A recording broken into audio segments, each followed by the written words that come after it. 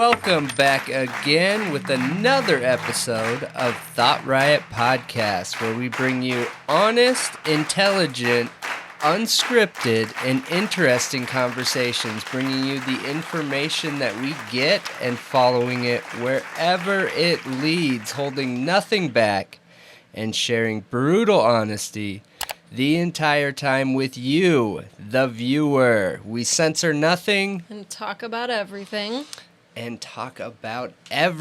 I am one of your hosts, Brendan. And I am Malia. And we are ready to dig in with you. With you. You there. All right. So if this is your first time joining us, welcome. We are super glad that you're here. If you're coming back to us again, welcome back. And you kind of know the whole rundown of everything. Mm-hmm. But if you haven't, check out our Discord, Twitter, TikTok, Facebook, Twitch, YouTube, Spotify. We put out most of our videos like clipped up, of our conversations and topics we have on YouTube. And then we do put out the long podcast version on all the podcast platforms, so you can find them all there. What am I missing? Nothing. Streamlabs. Streamlabs.com/ThoughtRiot Podcast. Now, I still haven't figured out that tip box. So when you first go there, the first thing you're going to see is a tip box. Make sure you hit the home button. That'll take you to the page where you see like all of our information on there, streaming schedules, videos, everything, contact information, the whole shebang. So, and then what's our streaming times? Yeah, 9 p.m. to 11 p.m. Central Standard Time, Sunday, Monday, Wednesday, and Thursday. There we go. So make sure you come on and join us. We are getting quite a few more people on there on the regular, having some good conversations. Yeah, we got some good regulars that are really funny, that are really intelligent, and have a lot of great feedback and information. And we dig into cases, take a deeper look at them, investigate. Just talk and laugh, too. It's really enjoyable. It is. I have a really good time. And I do have a shout-out for one of our viewers that is dedicated, man. I swear. She watches all of our videos, makes sure she comments on everything. Big appreciation to you. So happy birthday, Zonia. It's Zonia's birthday? It's Zonia's birthday. You didn't tell me that before we got on. Yeah, I just saw it a little bit ago, so I figured we'd give a shout out here because we appreciate you, Zonia, and we appreciate everybody that comes on and chats with us. I think one thing that makes us a little bit different from other people, or at least I feel like that, is I really take pride in creating good content for you guys. I've been in sales my whole life, and I've always looked at any job I have as how I can serve the person that's either getting the services, if I'm selling something, or for you guys, the viewer. So I really try and look at it like you guys are our bosses, and what you guys enjoy consuming, we're going to have a good time giving it to you. So yeah, and happy birthday, Zonia. I hope you had a wonderful day. And also, if you have any suggestions, like any tips, any criticism, any cases you want looked into, let us know. You can contact us at CONTACT-ThoughtRiot. Is it podcast or just Thought Riot? It's CONTACT-ThoughtRiot at gmail.com. Yeah, we do have another email that we've had out there for a while. I'm not even going to post it or say what it is because that's just our business email where we get most of the junk mail and stuff, and I miss everything. So yep, contact just contact at Gmail. Yep, that's specifically for you guys, the viewer. So we get back to people relatively quick. Sometimes it goes a few days if we're editing and stuff, but for the most part, we get back to it pretty quick. Yep. So I think that is it for podcast updates. What do we got going on tonight? We got a lot of crazy stuff going on in the world. Yes. The Hawaii fires has been on my mind a little bit because I've seen a bunch of conspiracy theories going around about it.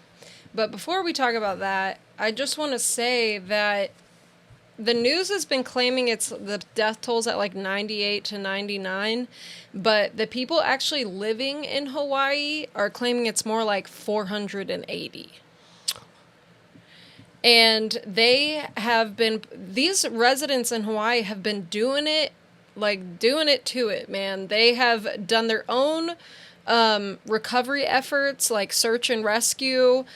They are taking care of each other. Like, they're doing everything pretty much on their own. And I've seen so many people saying that FEMA supposedly came here with all this aid, but they haven't seen any of it.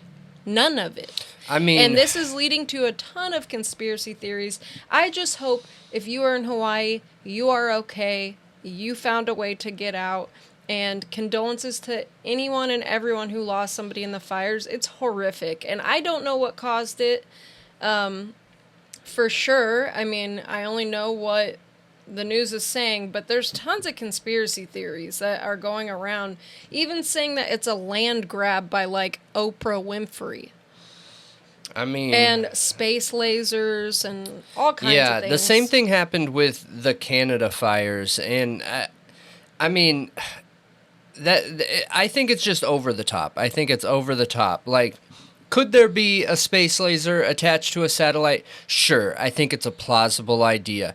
But you just look at, like, where's the benefit here? This is an island. This is not a very big... Like, it's not a large mass of land is what I'm trying to say. It is a big island. It's not a large mass of land. So, like, what would be the point in starting a fire and ending all these people? I just don't see the benefit. Now, I will say, too, FEMA always takes the heat. So, you know, FEMA means well. They really do try to do the best thing. However, as we all know, they are federally funded, federally guided, and everybody knows how quick and how efficient the federal government works. Not at all. So, I mean, FEMA always takes a bunch of heat, and I wonder if they're set up in a place where the locals are expected to go to FEMA, and that's what's not happening. You know what I mean? Like they have a home base or something. Yeah, I'm guessing FEMA doesn't have boots on the ground going and recovering people. They just have like a little office. It says here that FEMA encouraged survivors Monday to register with the government as soon as possible for temporary housing and other assistance, including immediate payments of $700 for food and water. Yeah, I wonder where the variance in the death toll is, though, because that seems like a really big amount. And have people been paying attention? Because, you know, we had all those earthquakes in Turkey, right? Turkey, yeah, where they knew the death toll was going to be way more than what they were estimating, and that's why they said, like, this is where the death toll is currently based on our current estimates, knowing that there is a ton of areas we haven't covered. So are we seeing something like that where they're giving their best estimates based on the areas they have recovered, gone to, helped, and we're expected to see that inflate a huge amount? Or, like, because a lot of times there's reasons for these things is where I'm going with that.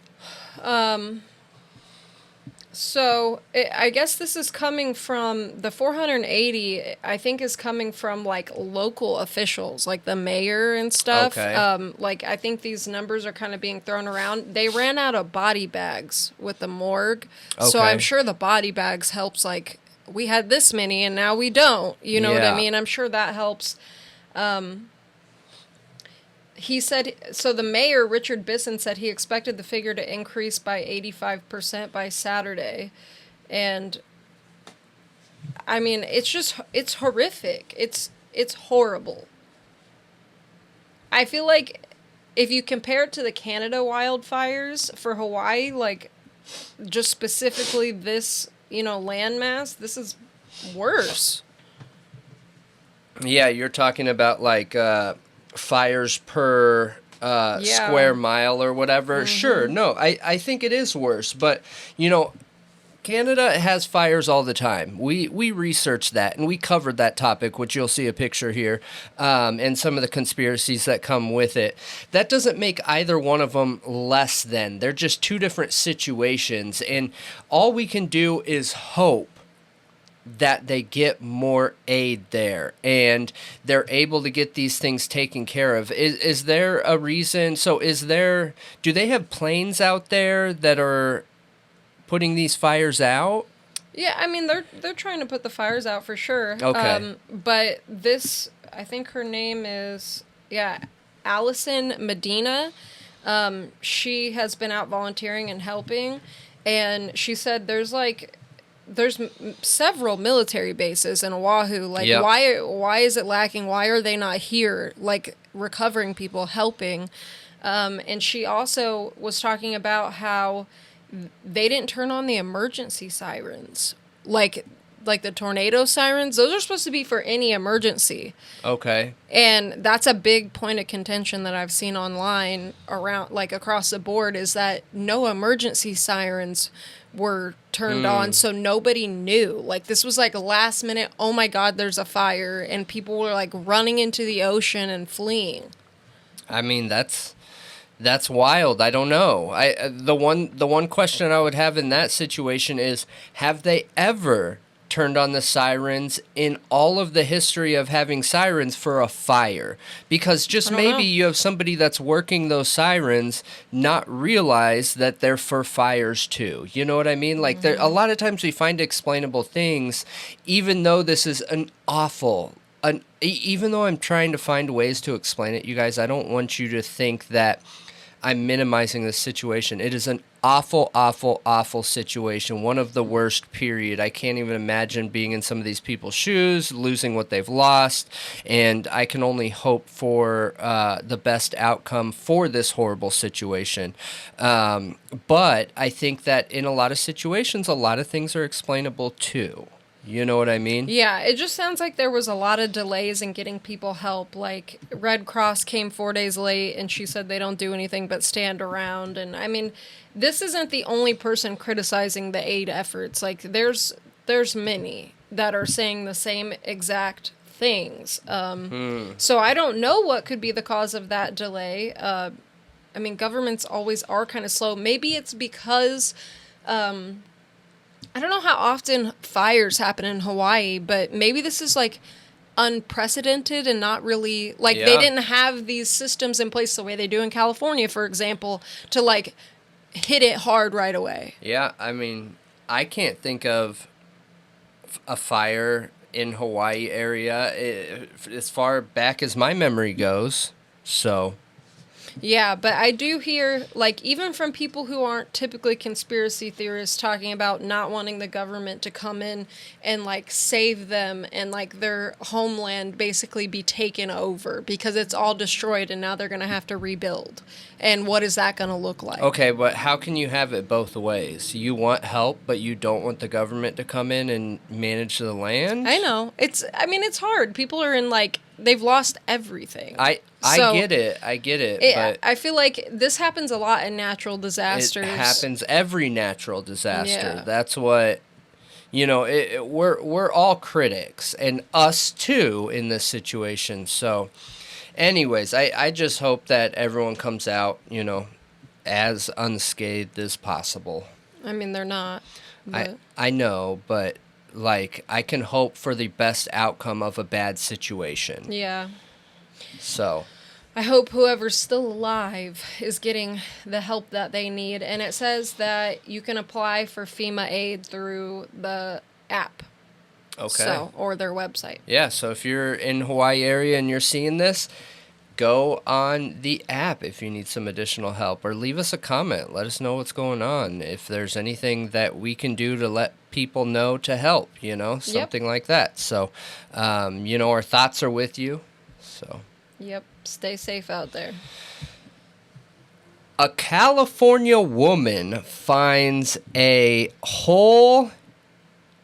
man occupying a crawl space underneath their house for months. And I wanted to bring this up because JonBenet Ramsey. Yes, we started talking about this with the JonBenet Ramsey case. And I can't tell you how many people, you guys, responded like, how could you even say that? There's no way someone was in their house for multiple days. They would have known. And I think last week we brought up a topic where somebody was in somebody's house for multiple weeks. It was confirmed. Excuse me. This is another situation. Now, I did have one person respond on YouTube giving me the name of what it's called. It's called frogging. Phroggin.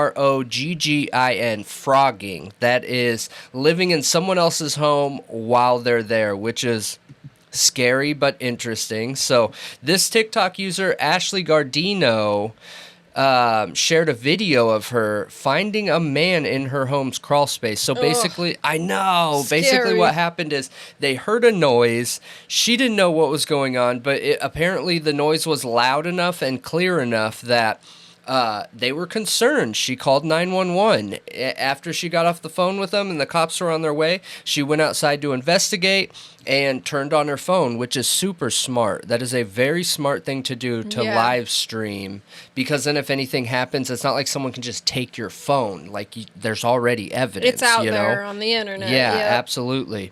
So she starts looking around and sees that there's grass that's been like messed or flattened or whatever, and goes around the side of her house that way to a crawl space, and she hears a noise in the crawl space, and she's live streaming, and this man's arm pops out of the crawl space, like trying to reach for something, like without looking. And she said it was just a full-grown man's arm that was super dirty, and it freaked her out. And apparently when the cops got there and they arrested him, she found out that he had been there 4 months. Dude, isn't there better places to hide than a crawl space? I feel like if you're frogging in somebody's crawl space, are you doing it to, like, stalk them? Like, what? No. I think that if you're homeless, that's a convenient place to live. You have somebody that probably has AC on or heat on. You have somebody that, if you're in a space where you can access the inside of the house when they leave, you got access to food and everything. Like, if you're a homeless person and you're a risky homeless person, I guess that would be a good decision. I mean, you risk getting shot or something, but... Yeah, I'm talking about the crawl space specifically, because I've seen frogging where people, they live in somebody's house and they have access to all those things, but, like, a crawl space is, like, really dirty and tiny. Like, you can't even sit up. Yeah, You're just laying in there. I mean, I've seen some crawl spaces where you can get up, where you can sit up in them and everything. I think it just depends. Now, this was in California. Of course it was. Yeah. It was in California, where there aren't any basements in California. Right. Well, there are, but very, very rare. Like, I never had one the entire time I lived in California. And this is by a lake, which makes it even less likely they would have a basement. This was in Lake Elsinore, California. I mean, it's just wild. I would freak blown away. Out. I agree. I would freak out. And if you come in my house and you're hiding there and I have a gun, I will shoot you. Yeah, absolutely. You will get shot. Especially if there's, like, people in your home that you care about. That is just a really risky thing to do. And, maybe this is some of the downside of the state's governments that aren't able to help all these homeless people. The homeless population is increasing, and we're seeing them going into places like crawl spaces. It is scary. It is scary. Scary. So check your crawl spaces. Check any little corner that somebody could hide. Because we've even seen, like, wasn't that in New York where he had this, like, weird loft place that he never went into in his apartment? And this is a tiny apartment. Tiny. He never went up there. It was just, like, useless space, basically. And a lady was legit living in there. Yep.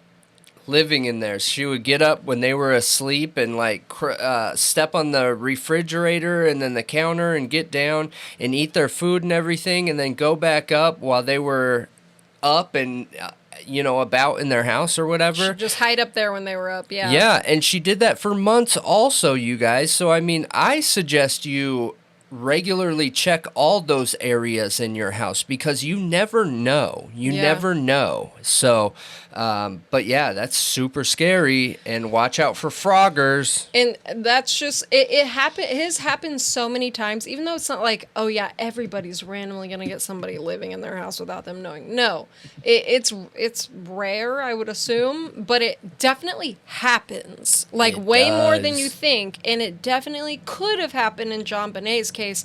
And Gary Oliva, he wasn't the only homeless person there. He was a group of homeless vagrants that were getting mail from that church and being assisted by that church that was only 13 houses down. Like, there was numerous amounts of them. I think on the last John Bonet video, I posted multiple pictures of the church and their homeless community. So if you haven't watched that, I suggest you do watch it, and you'll see how many homeless people they were helping there. It was quite a few. So, and imagine living in a big, nice place where you assume that family isn't there a lot because they're always doing events, going to friends' house, doing pageants, all that stuff. It's probably prime real estate for frogging. And it's a giant house with a basement that's easily accessible and nobody ever goes in.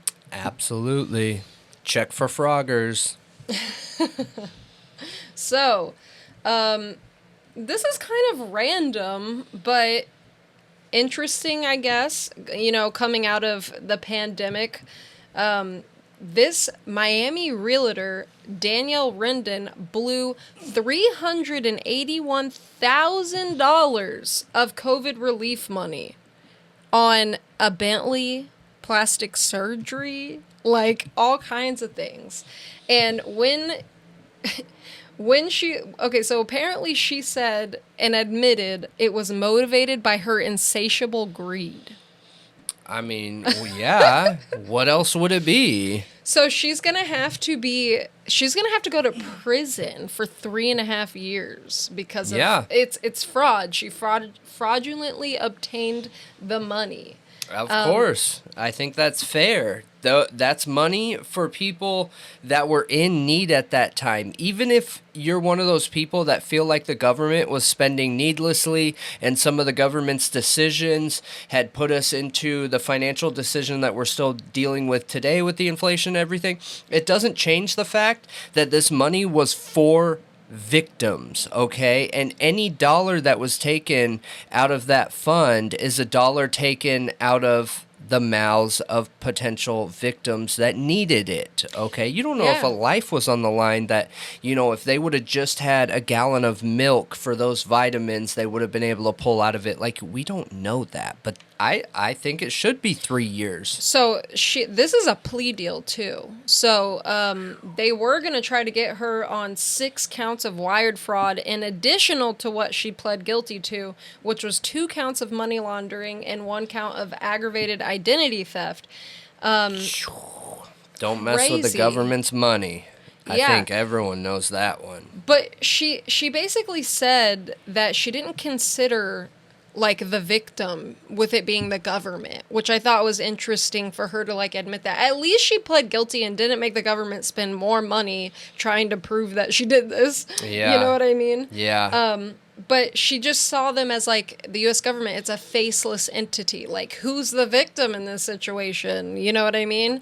But there are victims to it. There are. The government isn't like corporate America. I grew up as a punk rocker with crazy color hair and spikes and all. The whole get up, you guys. I'll show you a picture one day if I find one. But a lot of punks focus on the corporate America aspect, and they're very political in wanting to change things. Now, stealing from the government is not the same as that idea of fighting against corporate America. Every dollar is used on the people, okay? Mm-hmm. Even if we feel like they're spending it bad, that you're still taking it out of people's mouths. And you didn't need it. No. But she's a mother of 3, which is pretty sad. That does suck. Yeah. That does suck. But at least your kids will learn a good lesson of, what you should or shouldn't do. Yeah. because I'm sure she's going to be paying for this. You know what I mean? Yep. It's going to affect her family's money. Absolutely. So I guess she wrote a 30-page thesis of an apology, and the judge actually, like, appreciated it.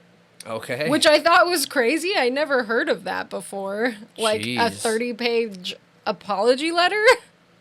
That's kind of wild. Yeah.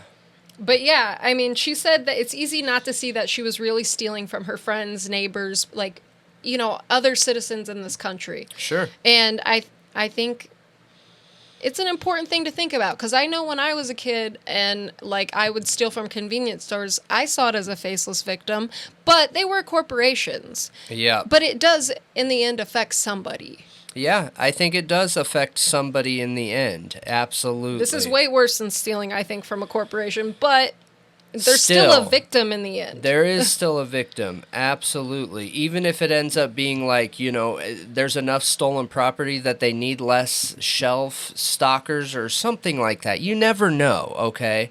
But yeah, I agree. That's crazy. Wild. So, sex abuse scandal at Northern California women's prison spurs lawsuit versus feds. And this is a mega win, you guys. It's really crappy to see how many victims and survivors come out of this situation. But, you know, I think I've told most of you before that I was kind of a troublemaker when I was younger. And I hung out with people that happened to do some prison time and had some firsthand experience and accounts of prison. And women's prisons have always been known to be like very sexual focused, whether it's the prison guards expecting something from the prisoners or the prisoners trying to get something from the prison guards. Like, it is very different in that situation from a men's prison, okay? Now, this one was supposedly the worst of the worst of the worst. It was so bad that it had its own name. All the prisoners and workers at the all-women's facility had dubbed FCI Dublin the RAPE Club. That's what they called it. And women did that prison was called that. Correct. Wow. Yeah. And women would do everything in their power not to go to this prison because they knew that they were going to be taken advantage of. By prison guards? Yes. So, I guess I'll read through both this. This is a statement that was made. The Federal Bureau of Prisons, BOP, has been aware of these problems for decades and has failed and continues to fail to take action to protect those in its care by preventing and addressing rampant staff sexual misconduct. That's disgusting. I agree. It goes on to say, in recent years, staff sexual abuse at FCI Dublin has been so severe that the facility became the center of a sprawling criminal investigation, multiple congressional inquiries, and national media attention. Now, even the prisons... Who leads the prison? What's the name? The warden. Yes. The prison's warden got arrested and charged. Like, all these people are looking at serious charges. I believe there's 8 of them, 8 employees, including the warden. And the warden got charged and arrested last year for forcing women during cell searches and things like that to pose naked in their cells against their will. Wow. That's like jaw drop. That is disgusting. And to think, like, I don't care if it's a woman or a man. That's not important to me. They're already in prisons having to live that hard life because they made mistakes or they chose to do something the wrong way, and now they need to be held accountable. And being held accountable doesn't have anything to do with any sexual type topic in any way, whether it's posing, whether it's touching. Like, that should never happen. And I personally feel like anybody that was a victim of this should, unless they're a serial ender, whatever, like some major violent criminal that just had repeated offenses. Yes, they should be compensated, or their sentence gone, period, done. If they're not a violent offender, absolutely. Punishment doesn't mean abusing people. Like, especially if these are people who are going to come back out in our society. Do we really want to be sending people to prison and traumatizing them and giving them worse mental health than they had before, which their mental health is what probably made them commit the crime that they committed, and then we're putting them in there and making it worse, and then they're coming out, and then they're going to be even worse because they're coming out more traumatized than when they went in, and it's just that endless cycle. You know, prisons are supposed to be there to rehabilitate people. And when horrible things like this are going on, they're going to come out more traumatized than rehabilitated. There is no rehabilitation in this country. There isn't any, except for when you go to, like, a halfway house. I was going to say, we have some programs where we're working towards that direction, but the federal prisons or a prison like this, yes, I don't think there is any rehabilitation into a somewhat normal lifestyle of being part of society, like general public, you know. This is just disgusting. And what's crazy too is so they've known they'd had these problems. In 1995, there were 3 women that were seriously assaulted, okay, that filed a lawsuit against this prison, and they won. All 3 of them won, like, huge amounts of money in this lawsuit, and they just continued these things. I don't know how they get away with it. Like, I don't understand. If you already knew there was a problem, you already had history of problems, and those problems just continued. Like, how did this go on so long? Dude, why is this still continuing? It has to be deep corruption. Well, the warden. Deep corruption. The warden. I know, but even external government could hold the warden accountable. Yeah, and they did. Yeah, I mean, now they did. Yeah. I mean, last year, I'm not going to criticize the federal government in this situation. The federal government's the one who went in. I think it's the state governments that should have held him accountable. Well, it says the feds were the ones who started. Yeah, so I'm going to give a high five to the feds for doing that. And I think even if it was delayed, at least they got attention. The fault isn't people on the outside. The fault is the prison system, the warden, and everyone under them. Prisons are supposed to be able to function on their own with just a warden, with no outside accountability or control. So I don't see it as being anyone's fault on the outside. It is 100% inside. If I was over this prison, like if I was the owner, financial owner of this prison, I would literally turn over the entire staff just to start fresh. Absolutely. But if it was known this was happening for that many years and nobody did anything, that's a problem. You're assuming that these other entities, law enforcement entities, knew what was going on. You said they won a lawsuit in 1995. Yes, they did. That doesn't mean that outside entities that don't have anything to do with this prison were alerted of these things.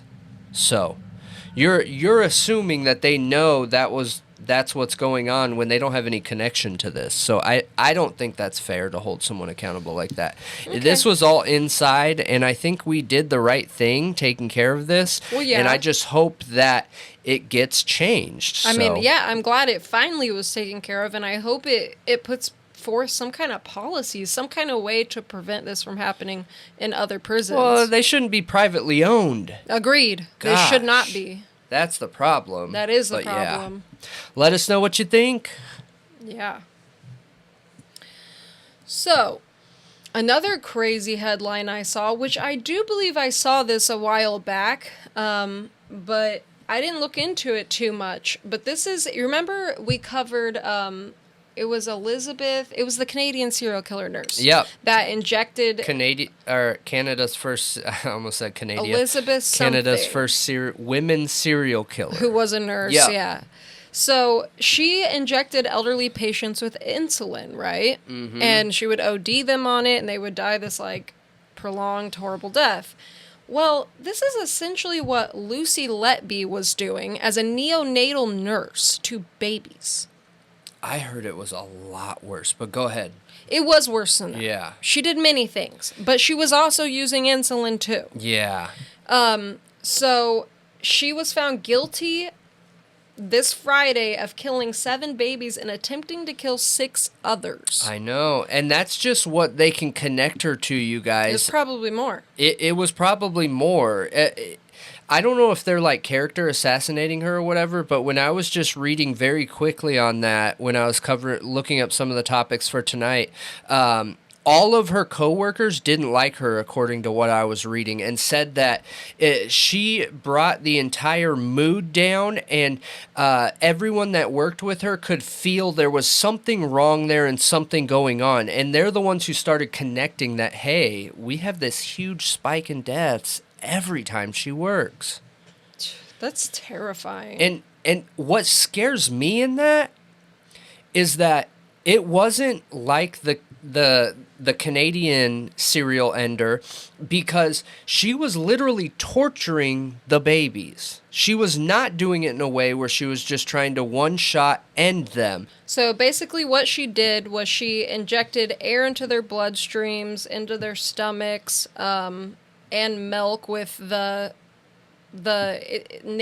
nasogastric tubes. Aren't those like the feeding tubes? Or is that the like, I'm not sure what that tube is. I don't know. A nasogastric. I mean, that sounds like nasal to stomach. So she would like literally inject air and milk into their stomachs. She would inject them with insulin, and they would suffer like big time.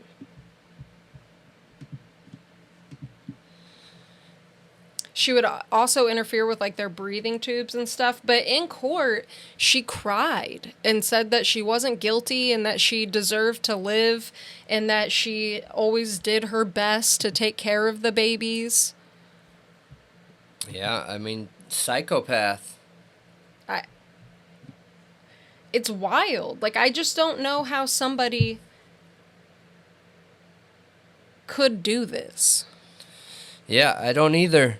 But they found a Post-it note in her house that said, "I'm evil, I did this." I haven't seen that. Yeah. So she worked at which hospital was it? It was the Chester Hospital in Northwest England between 2015 and 2016. I'm curious how many babies died in that time. If that's all, like, I wonder if it's more. Yeah.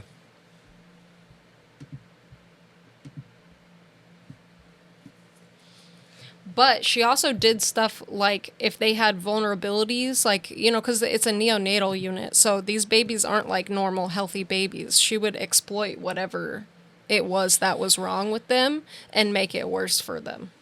Yeah, it was torture is what she was doing, so. Well, I mean, that's all I got on her, really. I just briefly saw it and just thought it was horrific, and I feel so sorry for these families that had to deal with this. Like, having your baby, your newborn baby, like, a mom is going through a lot when they just give birth, and like the hormone fluctuations, and, you know, all they want is their baby, and the baby not being well and being in, you know, in the neonatal unit is hard. It's really, really hard. Yeah. And sometimes they can't hold them. Sometimes they can't, like, breastfeed them like they want. Like, there's a lot going on, and for her to make it worse and them to see their baby decline and then die, like, so traumatic. Yeah, no, I agree. And it's so many of them, and it's terrible. It is. But I'm glad she is exactly where she should be. Yeah, I agree. I'm glad they found her guilty and got her. Yeah, she's a true psychopath. Yep. But let us know what you guys think. If you have any more information on the case, maybe it's worth diving into deeper at a later date. Yeah. So, Los Angeles leaders create a task force to address surge in retail flash mob robberies. Flash mob robberies. That's the first time I've heard about that. It is crazy. I randomly saw that too, and there's quite a few of them that have happened. I've never in my life heard of like 30 people just robbing a place all of a sudden. Yeah. How are they organizing it? I'm curious how they're organizing it, or if it's local gangs. It was my number one thought when I was reading this was, okay, maybe it's a gang, because you can't catch everybody. If you created some kind of plan where you're all going to run in there and whoever gets caught pretty much takes the hit, but then you put all your stuff together and divide it into everyone, like you're still going to get away with tons and tons and tons of product. And California took this serious, man. They put together a task force with 22 full-time investigators. That's not counting the part-time investigators, or like when you're becoming a police officer a lot of time and you're in college, you can go work at the police station. So I'm sure they have some of those guys that are a part of this task force as well. They claim everything is going good, and they said just some of the statistics were, when these high-end crimes are taking place, they cost anywhere between like $10,000 and $25,000. But then when I was doing research on this, I saw where there were a couple locations that had like in the high $30,000 worth. So it makes sense why they put a task force together like this, because I believe anything above 2,500, I think. I need to verify that. Call me out if I'm wrong. Anything above 2,500 is a felony. So, like, it depending on how many people that are doing that, like if you had 10 people, that's enough for all 10 to get a felony. Yeah, it absolutely is. I have a family out in California, and they were telling me about it too, like how crazy it is. Yeah. And here's 4 examples. So on July 3rd, 4 suspects wearing hooded sweatshirts and masks stole $32,000 of merchandise from Bloomingdale's in Westfield Century City Shopping Center. July 31st, 10 to 15 suspects wearing hooded sweatshirts and masks stole $100,000 worth of merchandise from a Gucci store in Westfield Century City Shopping Center. So if you guys didn't catch that, that's the same shopping center there. Oh, really? Yeah. I didn't catch it. So it's got to be the same people. They only upped the ante, maybe. So I wonder if they're organizing this like on the dark web or something. Oh god, you can't market on the dark web. If they did this, I'm assuming it's through social media, or like I said, a gang, where they're not going to put it on social media. Because, like, people aren't going to find something posted on the dark web. On the dark web, you can only go to a very specific thing. There isn't like a board that will have all these things up there. Is there any type of social media on the dark web though? No. Like where people, like a chat room? There's chat rooms. Yeah, there's chat rooms, but you still have to know what that specific address is. There's no listing board. Now, for a while there were these websites that quite a few people knew about, and they would have a whole bunch of websites from the dark web up there where you could what was it called? Rainbow Road or whatever. Yeah. Where you could buy, all the illegal things. But going back here, August 12th, so basically 2 weeks after the July 31st of $100,000 from Gucci, a flash mob of about 30 people wearing hooded sweatshirts and masks rushed into Nordstrom's in the Westfield Topanga shopping center and sprayed a security guard with bear spray and stole $300,000 worth of merchandise. Oh my gosh. That's a big one. August 15th, so 3 days after, 11 suspects wearing hooded sweatshirts and masks rushed into Subi, a high-end Hancock Park retail shop, and stole $100,000 worth of merchandise. So if you guys weren't keeping count there, we're at what, 3, 4... So we're at like $450,000 between those 4 events there. That's insane. And it makes complete sense why they put this task force together. So none of them have been caught? It doesn't say. Based on what I'm reading here for this update, I don't see anybody being caught yet. But, when you put a task force together, they're going to work hard to have a ton of evidence. So they might already have some of the people that they know they're going to arrest. Now they're just gathering evidence or waiting to catch them red-handed and following them. You know what I mean? Like normal investigative stuff. I'm so curious who's doing it and how they're organizing it. Yeah. We're gonna have to follow up on it.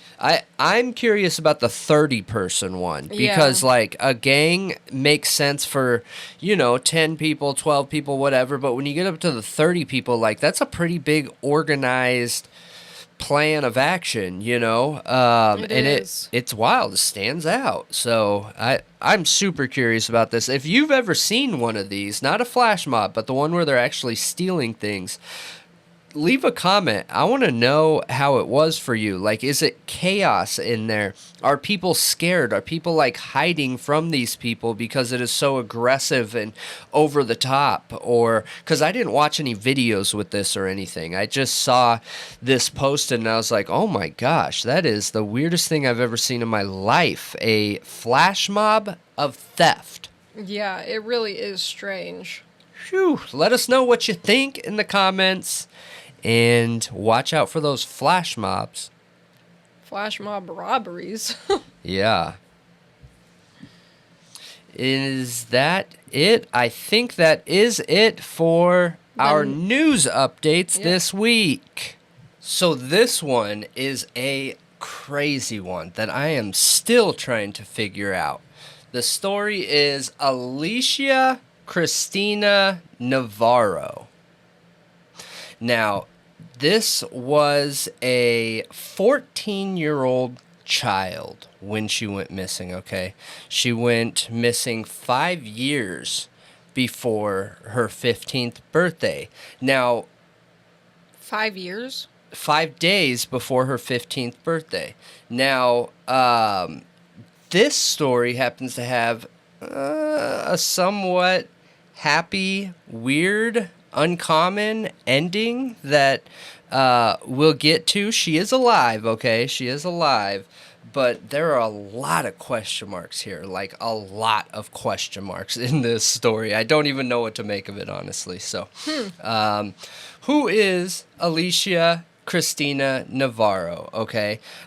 She is a child to two parents, Ivan and Jessica Nunez. She had a younger brother and a younger sister, and she is on the spectrum, okay? Okay. Now, she is what you would consider a high-functioning person on the spectrum. Now, I don't want to offend anybody out there, so I mean that in a positive way. The reason why I'm saying high functioning is because that's how they describe it in the police report and some of the details in the story. So I just want to kind of follow what's already out there, okay? So if I'm not using the politically correct term, I apologize for that. That's what is used in this story here. So going back to it, she was very high functioning. She went to a normal school and everything. And by all accounts, of all family members, including her mom, who really took charge in all of this, she was super kind, would go out of her way to help people. She absolutely adored pets, loved pets. She had a pet dog that she was obsessed with, followed her around everywhere, She was super empathetic, compassionate.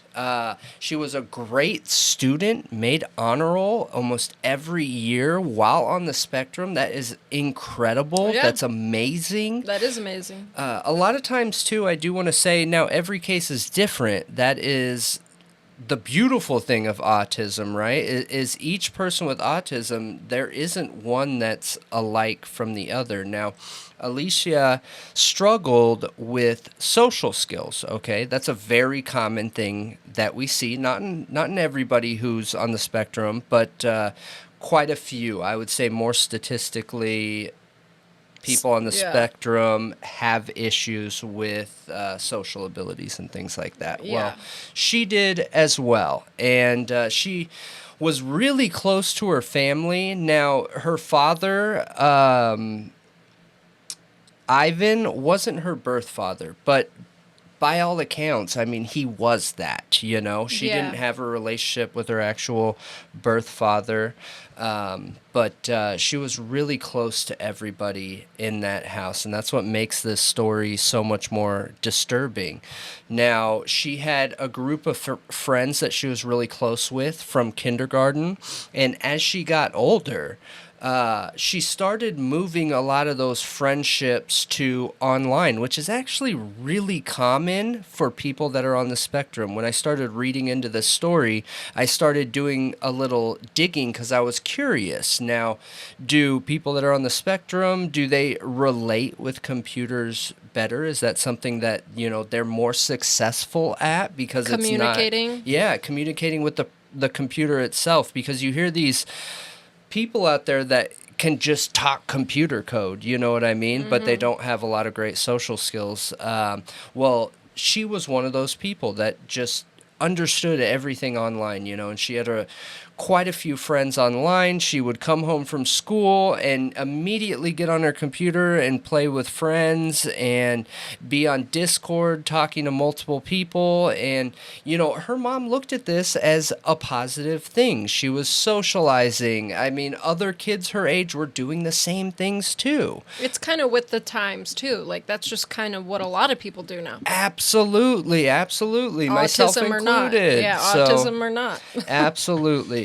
Now, her mom did say in a lot of the interviews that she had some concerns with the online stuff, but because she was on the spectrum and she was talking to friends and hanging out, she kind of just left it be, you know, let her kind of do her own thing. And a lot of times they're in the house, she could hear her in her room laughing and talking and joking. And when you hear that as a parent, you think that's a good thing, you know? Your kid's having a good time. Yeah, and any parent's going to be concerned about online activity.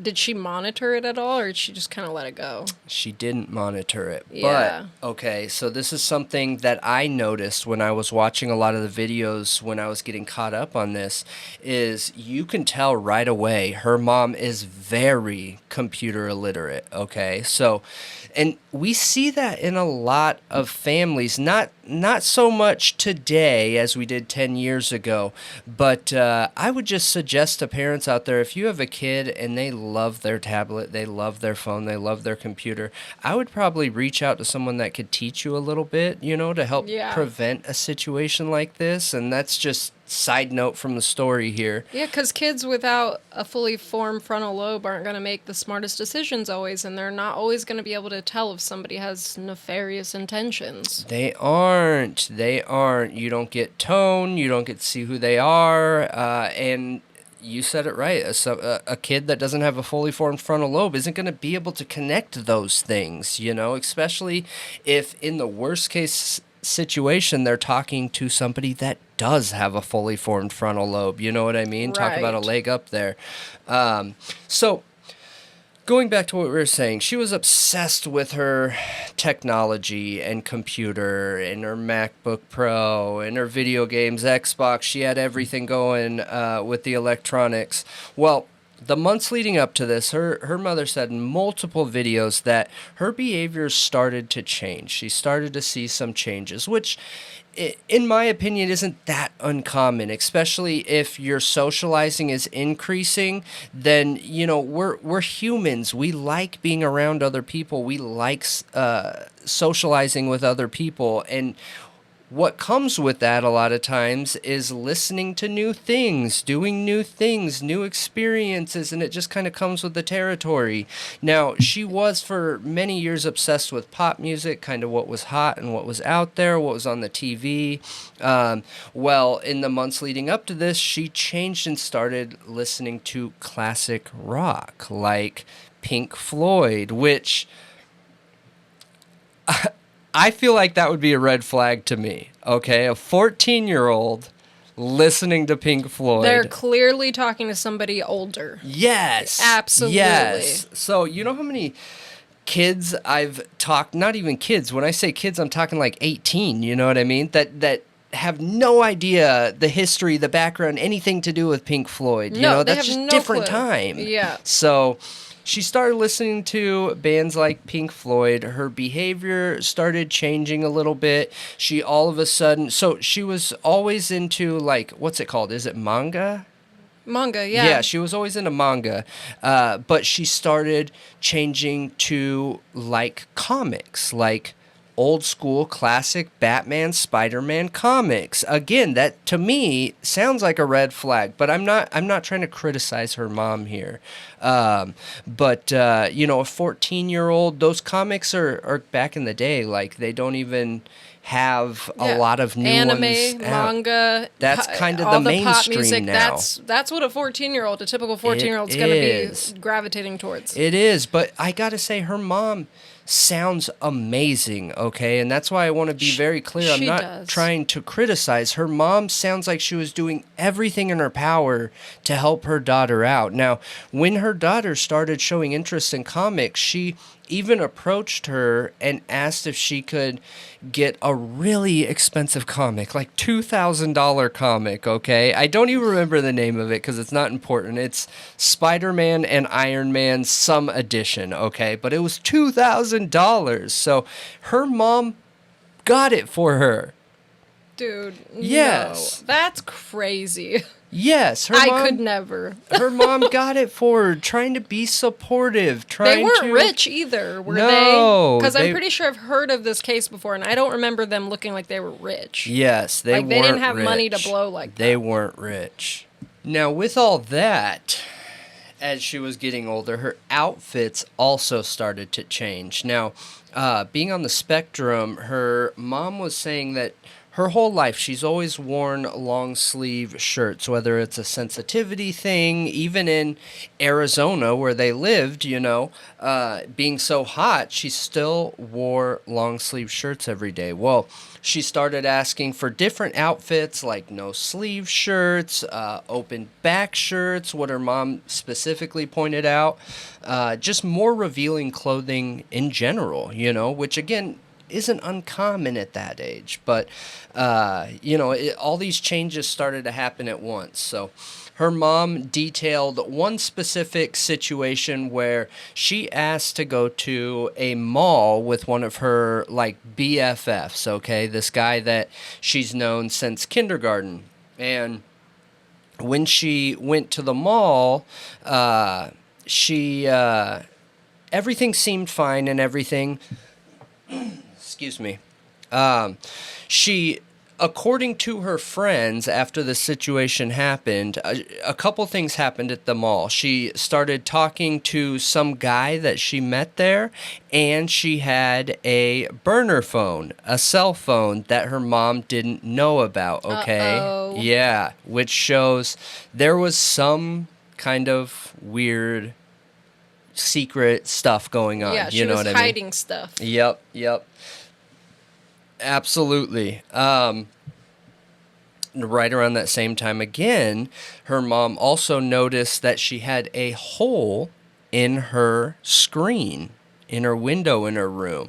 Ooh. Yeah, and she said that when she was asked about it, she said that a bird must have ran into it or something like that. But her dad looked at it and could tell that it was cut from the inside. So her mom made a mental note thinking, that's kind of weird. Is she like passing notes to somebody or something? But that is weird. What could happen from a hole? You know, you don't know. But anyways, 6 days before her birthday, the day before September 15th, so September 14th, she asked her mom if she could stay home from school. She said she wasn't feeling very good, and her mom ultimately let her and figured, you know, let's just have a girls' day. They went out and looked at makeup together. They went out to eat together. They stopped at a chocolate place and had a really, really, really good time together. And her mom said, based on her behavior, that nothing seemed out of place, okay? Now, knowing that what's about to happen, I could see that situation as being out of place, though. Like, she wanted to spend time with her mom, okay? Yeah, it seems a little out of place. What year was this?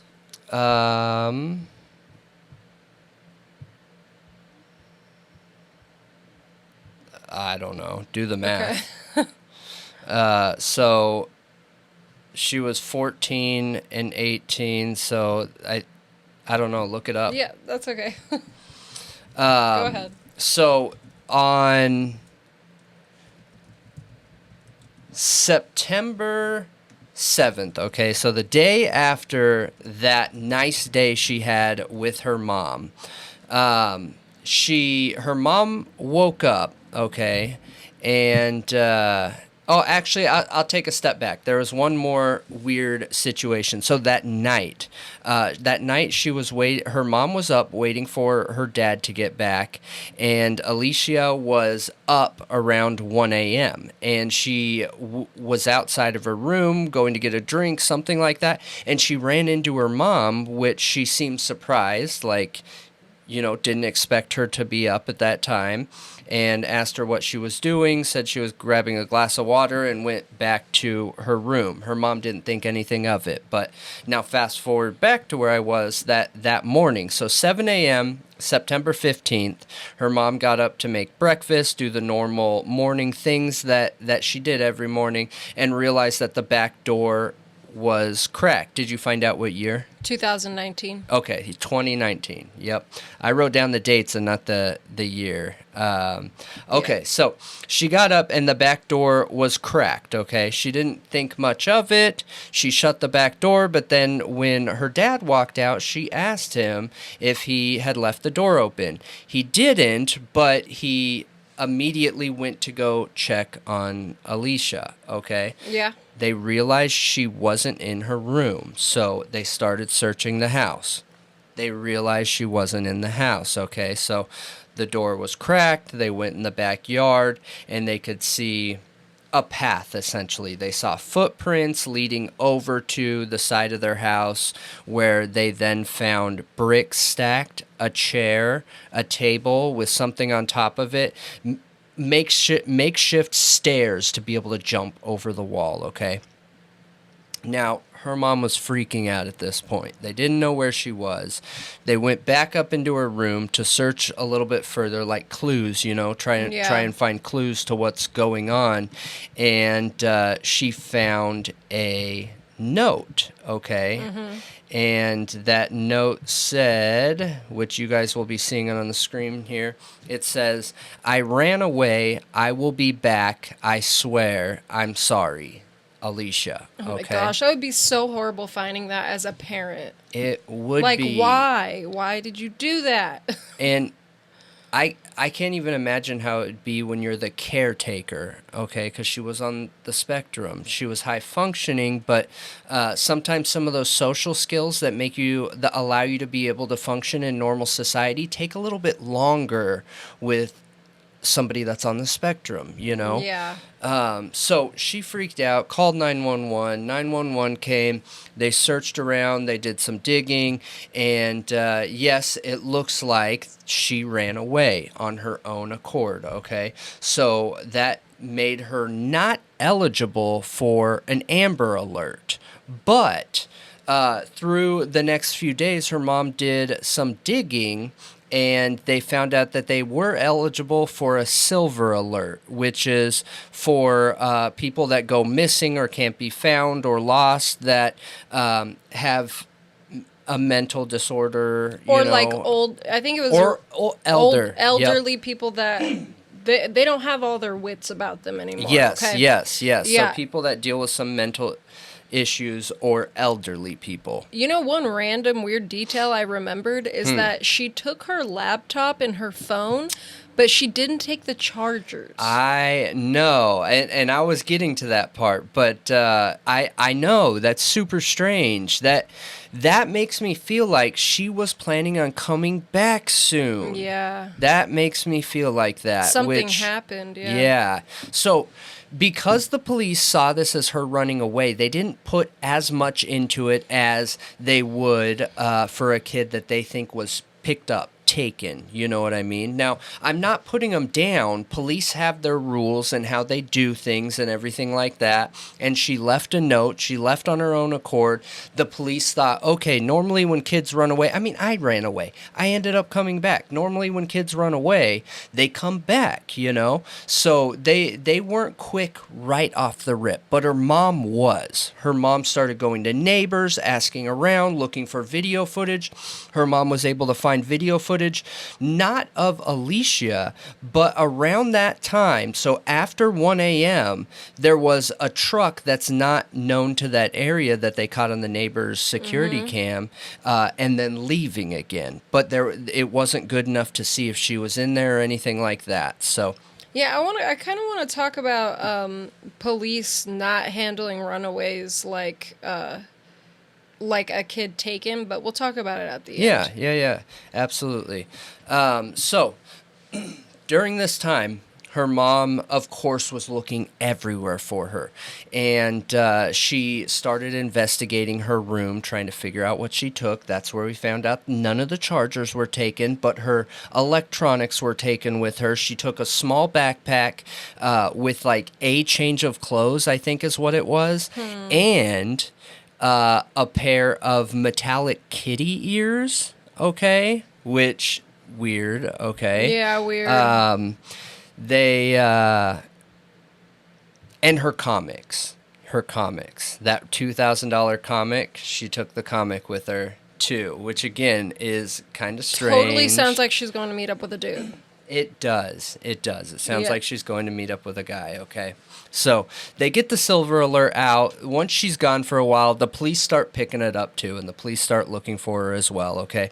And I'm telling you guys, her mom jumped through all the hoops. She literally never gave up here. So just some of the things she did, because we could sit here for an hour going through some of the things she did. She partnered with, shoot, I'm going to have to pull it up. See if you can pull it up, because I want to give them a shout out, that org for lost children that her mom partnered with. I forgot to write that down, and I wanted to remember to put it on the screen for you guys. But it is an amazing organization, you guys, that has one of the highest success rates of finding lost or stolen kids in the nation, okay? So she partnered with them, and... Is it the Center for Missing and Exploited Children? It is. That's it. Center for Missing and Exploited Children. And it'll be up here as we're talking. I'll put the number up and everything. But she partnered with them. She got billboards up everywhere. I mean, they were in Arizona, which touches Mexico. They got billboards up in Mexico. They had billboards up in Arizona. They had billboards up in other surrounding states. They had billboards up everywhere. I mean, her mom was really doing everything she could. Now, on her free time, her mom was even driving around when she wasn't working or taking care of her other siblings. Her mom would just drive around and see if she could see her. Man. She stopped at a park. It's La Pradera Park on September 19th, okay? So she had already been gone, a month at that? I thought she disappeared September 15th. Oh, yeah, you're right. So it's only 4 days later, right? Yep, I was thinking August, but yes, you're right. So 4 days later, she went to the La Pradera Park because, and she started talking to people at that park and came across somebody that knew Alicia and said that, yes, they had seen her there. Or that they knew someone that had seen her there. And so her mom went to talk to that person, that first-hand account eyewitness, and they said, yes, she was there at the park. And what it looked like is that she was being pulled by her hand by an older guy that had a tattoo on his face. So at least 18, you assume. There's not very many under 18 kids that have tattoos on their face. Right. And he said it stood out. It It didn't seem very normal, but there wasn't any more information after that. And the very next day, you guys, was her birthday. So her mom and her family had to celebrate her birthday without her, which that's horrible. Awful. That's so sad. That is awful. And one thing to note, too, is that park has a lot of homeless, transient troublemakers at night. Like during the day, it's in a suburban-ish area, and, you know, there's a lot of families there at the park and playing and stuff, but at night it can bring a rough crowd, which I think is important to note, because then a rough crowd knows about that park, you know, even during the day. It's not like they can only go there at night. So, you know, there could be tough people around that area. Mm-hmm. Well, her mom went on like this, you guys, for 4 years, okay? It was endless, non-stop searching for 4 years. More billboards than you could count, partnering online. She took them to social media. She started putting out TikToks, letting people know the rundown of what happened. Like, so many people knew about this case, you guys. Even when I was doing research for this, I was looking up videos on YouTube just for snips of, like, pictures and things like that. And there's so many content creators that created videos before this newest development and situation happened. So, like, that just shows you how well known this was, okay? Yeah. So, her mom stated very clear, and this is interesting, in one of the videos that I watched. They asked her what her opinion was that happened, okay? And her mom, before the most recent development, said that she believes that she started talking to someone online, someone older, because she knew her daughter, and she taught her daughter, parented her daughter enough to know not just to trust somebody, like, right off the bat, okay? So she believes that she must have been talking to this person for a long time, and that person got her trust, bought her trust over, and essentially groomed her. And she literally used the word groomed, okay? And got her to leave the house, and then that's all she wrote kind of situation, you know? Now, fast forward up to today, like a few weeks ago, like July 23rd, okay? Not that long ago, you guys.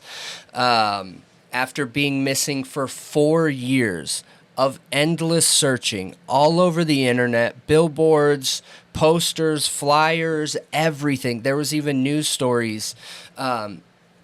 Alicia walked into a police station. Crazy. I know. Literally it went and turned herself in. Yeah, well, it wasn't even that. So she was in, I think it's Havre, Montana. It's Havre. Isn't that weird? Montana? Havre, Montana. Yeah. And I believe that word, Havre, is like a French word, which I thought was kind of weird. But anyways, it's 1,400 miles away from Glendale, Arizona, which is where they're from. I don't know if I said that in the beginning, but Glendale, Arizona is where this whole story started, where her parents are at currently. And she ended up 1,400 miles away on July 23rd, 2023 in Montana, which is right by the border of Canada. Yep. Like, as far north as you could get, okay? Yep. That's a long ways away, you guys. And this is what Alicia walked in saying was, I'm 18 now. I would like you guys to take me off of the missing persons because I want to get a driver's license. Oh my gosh. No concern for letting her family know or nothing. So is she still with this person and like... She is, okay. So, oh my gosh. Yeah. Wild. So, police immediately went into investigation mode, okay? Once they knew who she was, they pulled up the name. Once they heard missing person, they started investigating right away, and they brought her back. They interviewed her. They got her in contact with her mom. They started trying to find out what was going on and putting the pieces together. The police ultimately did a press conference, and their exact words were, well, for one, it didn't sound like they knew a whole lot yet. But they said currently, as of today, she is in good health, she is not in any danger, and she came at her own free will. And she is continuing to work with us at her own free will. So, what? Then why would she? If she's working with them and talking to her mom, then why did she come in there and do it in that way?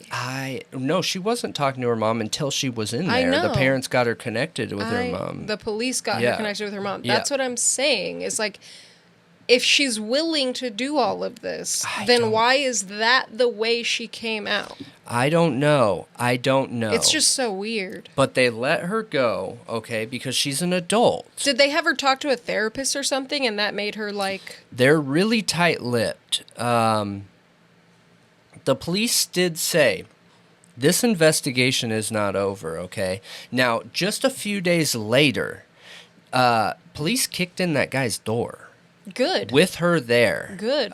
Because this man is 36 years old.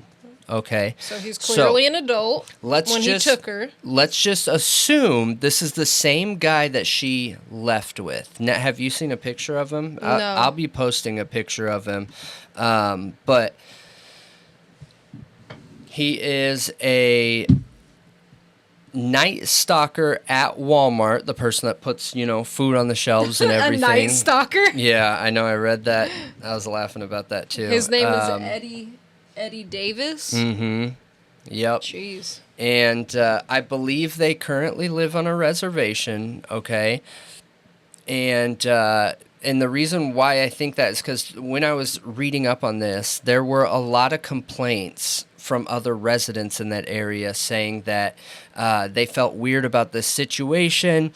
They've heard fighting before. They've heard her, a woman, and they can only assume it's her, saying, I will go back. I will go back if you don't, yada, yada. And clearly heard, like, I'll go back as a threat.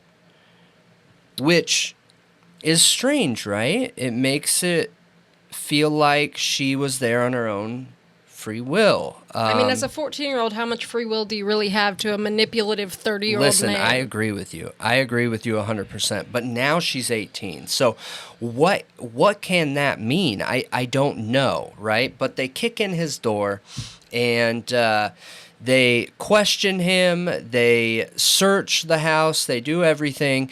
They take them both in again and question and try and figure this out. And one thing I want to say, too, here is due to her illness, she looks very young, dude. If I saw her in the street, I would not think she's 18. So that's her at 14. And then here, we'll watch this. Much for talking with us. Of course. Thank you. Thank you for offering help to me. Yes, ma'am. We'll talk to you soon. Okay, goodbye. Bye-bye. Wait. Did anybody hurt you in any way? No one hurt me. Okay, because, our goal is we just want to make sure that you're safe. I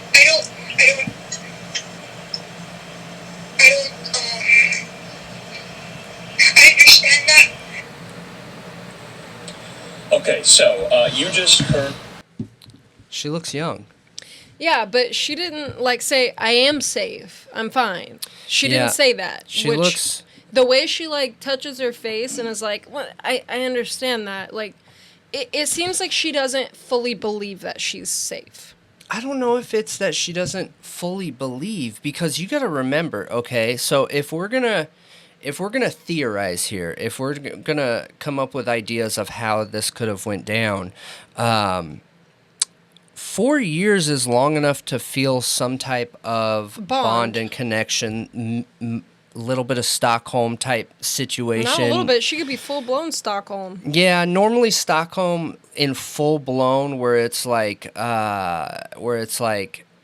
everything is flipped, like the opposite. Those same feelings of hate start feeling like love normally has to be like extreme hate, from my understanding. I could be wrong. I think that Stockholm is on a scale and there can be different levels of it. Yeah. You know what I mean? Now, my big thing here is she was on the spectrum, okay? Yeah. So if she's been with this guy the whole time, I feel like there could be charges still brought against him. 100%. I'm not a law enforcement officer, but there's got to be something. Taking advantage of a situation, a person. Well, even at 18, I feel like she would have to be assessed to find out if she can actually be considered like a legal adult with authority over her own life and her own decisions. Because I a agree. lot of kids and, you know, young adults with autism are still fully under their parents' care, and their parents make all those major life decisions for them. I agree. And So- that's one of the things I was thinking too. And one of the things that they said was that this investigation is still going on. I'm assuming that it's going to have to do with that too. Because, look, here's the thing.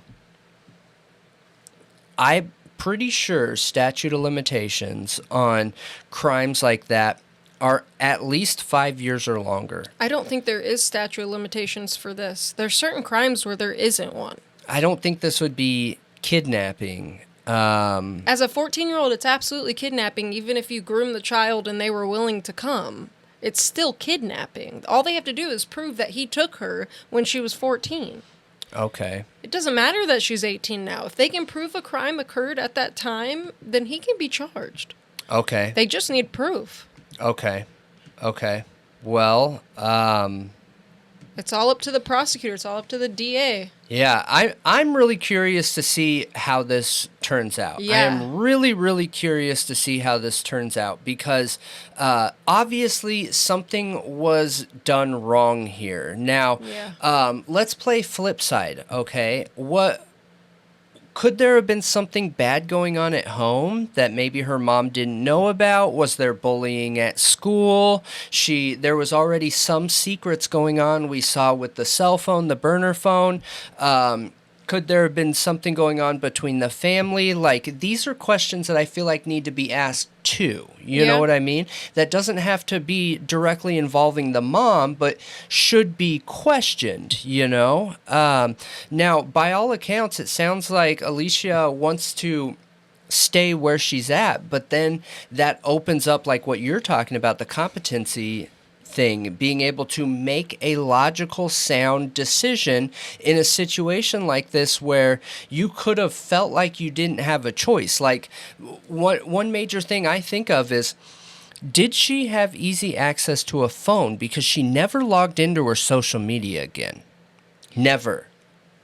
Yeah, that's a good point. Did he take away all forms of communication from her? And as an autistic child, being groomed, like that makes me wonder about her mental competency. Maybe if she was growing up in a healthy environment, nurturing environment, like her mom was trying to give her, she would be competent at 18 to, like, you know, have some independence, maybe not totally. I don't know the level of autism we're dealing with here, but being in a situation where you've been manipulated and groomed, like, and you're autistic, I don't know. Yeah, I don't know either, but I am She has to be assessed. I'm She has to be super assessed. curious here because I feel like this wasn't fair to the mom, okay? The mom lost 4 years or more, you guys. 4 years or more because she now has been under the care of somebody else with a fully formed frontal lobe that's going to have a more deep and thorough understanding of life and how people work, okay? Now, the police didn't confirm that she's been with him this whole time. There were a couple statements that actually made me feel like she hadn't been with him this whole time. Strange, right? You think she was sold by somebody? I don't know. I don't know because they're being so tight-lipped. See, that's why I feel like in the situation with runaways, okay, assuming it's a runaway, they think, oh, well, there's not a kidnapper that we know of, so they're not in imminent danger. But see, here's the thing. A child is in imminent danger when they're a runaway because any, predator out there sees them as an easy target. Yeah, I agree. So the moment they run away, they are a target. I was going to bring that up, that I feel like runaways should be allowed for Amber Alerts. Absolutely, because of that be. reason. Not because they ran away at their own free will, but because anybody has access to them. Anybody. They're they're vulnerable. They are not an adult. They don't have ways know. to make money or, it's just... They are in imminent danger if they have run away from home. They absolutely are. Here's some good things to think of when you're thinking of this too, because I'm assuming you guys are feeling how I am, where I don't even know what direction to let my mind go to think of questions to ask, okay? So she wanted to be taken off the missing persons list to be able to get a driver's license, okay? Now, let's assume she's been with this guy the whole time. She never got back on her social media. We don't know if she's been playing video games like she likes. We don't know if she had access to a phone. So we do know that she couldn't get a job. Now, there are some states where 15-year-olds can get jobs. Like in California, I was able to get a job at 15. Yeah, but I worked at 15. She couldn't get a job at 15. So she has been dependent on this person, whether it's been him the whole time or not, for food, basic necessities to just live, okay? If that's not a control over somebody's head, I don't know what is. Yeah, she literally became this person's dependent. She did. I know. And I listened to a couple people talk about this, and I don't feel like those questions were asked or brought up, and I think they're really important things to bring up, that she depended on whoever she was with for everything, which gives them a certain amount of control over her. I mean, not even taking into account that she's on the spectrum of any child. So...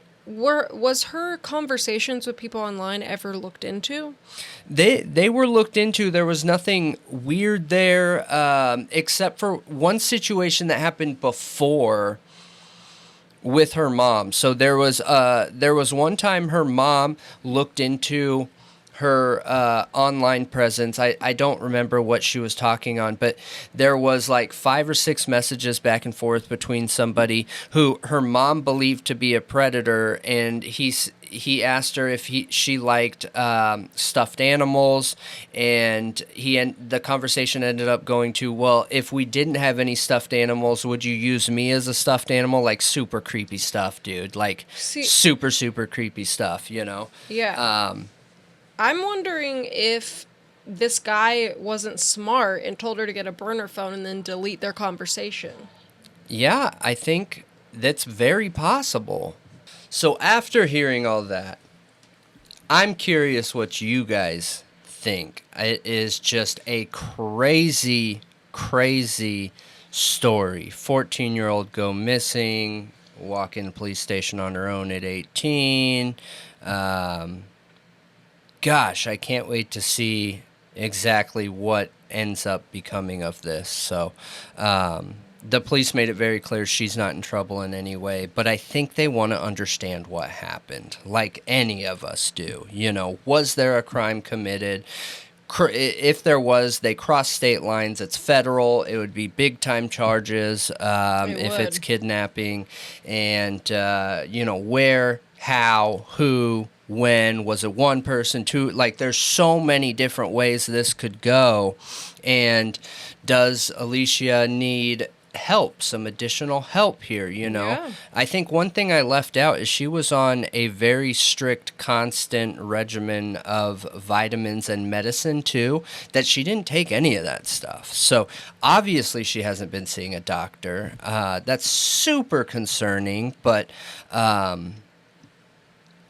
I don't know. I'm really curious what you guys think. You guys always have really good opinions on a lot of these topics and point out some things that we missed during the conversation. So please share what you think of this situation.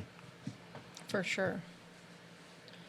It's like weird. It's so strange. It is so strange. I just can say I'm happy she's safe. Not all of these situations turn out like this.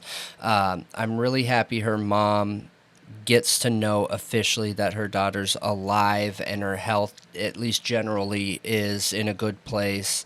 And hopefully they can start rebuilding from there. Hopefully Alicia's at a place where she wants to, or you know what I mean? They now can start somewhere. Yes. One thing I do want to highlight is, I think the mom mentioned somewhere recently that she appreciated all the help everyone has given her, but at this time they want some distance, I think, to let the investigation happen. So, like, there's no links we could give to follow up or reach out or anything. I just suggest, keeping distance in this situation. Let the police do what they do best and figure this thing out.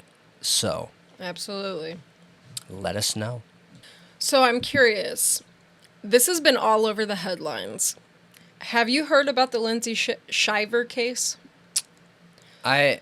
That's not the one we started watching on stream, is it?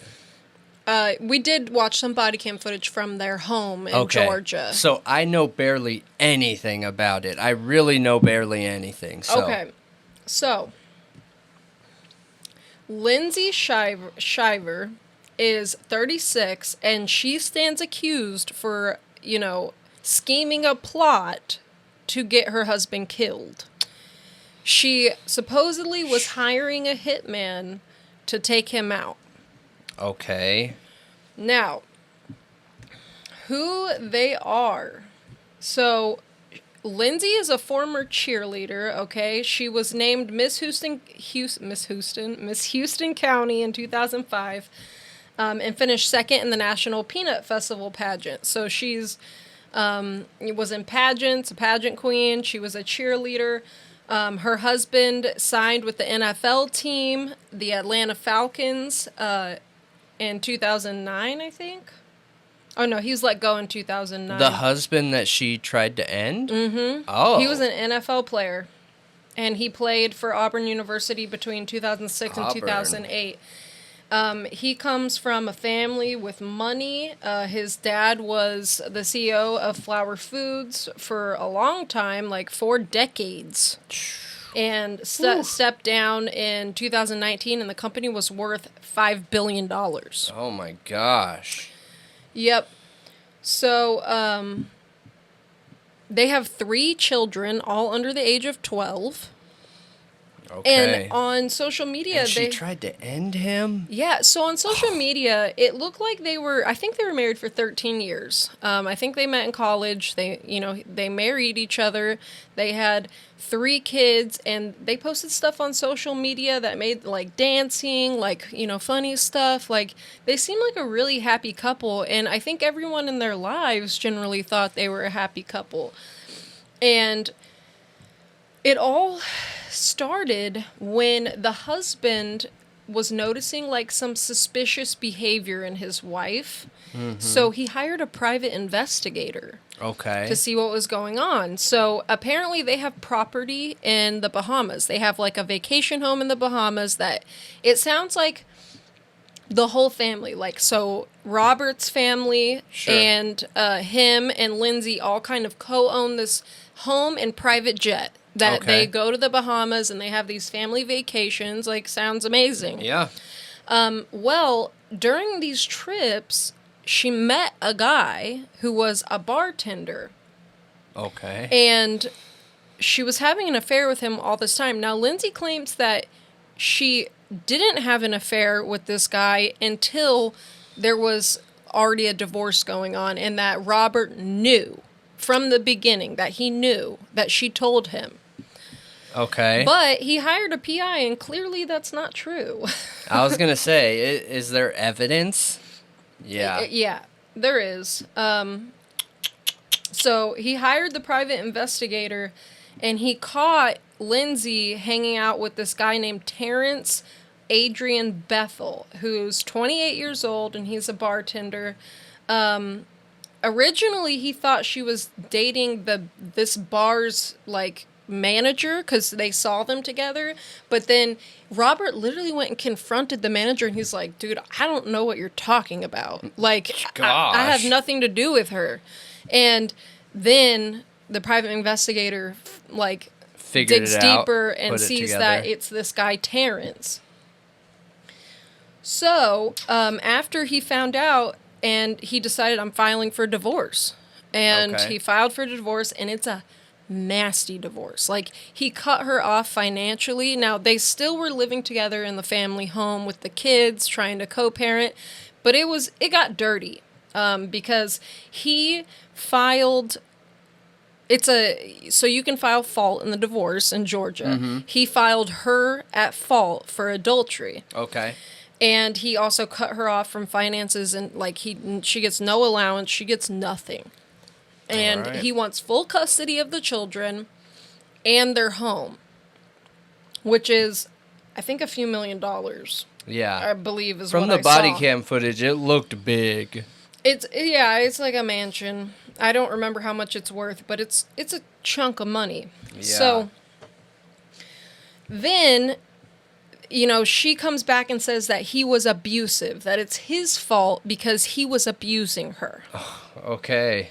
But there's no proof of that. And everybody in the family and who has talked about the couple said they never saw any signs of Robert being abusive. I was going to say, it's convenient when it comes out at a time where it's going to benefit her. I'm not saying it's not possible, okay? I think there's a lot of relationships out there where maybe there was a one-off situation, you both lost temper, somebody did something that they regret, that could be borderline. I think that there's a lot of those types of situations, but like abusive, I feel like based on her personality and what I've seen, we would have seen that come out already. You know, not waiting until it can be leveraged and used against him in a situation like this. Okay, so the house is worth $2.5 million. I could be wrong. The house is worth $2.5 million in Thomasville, Georgia.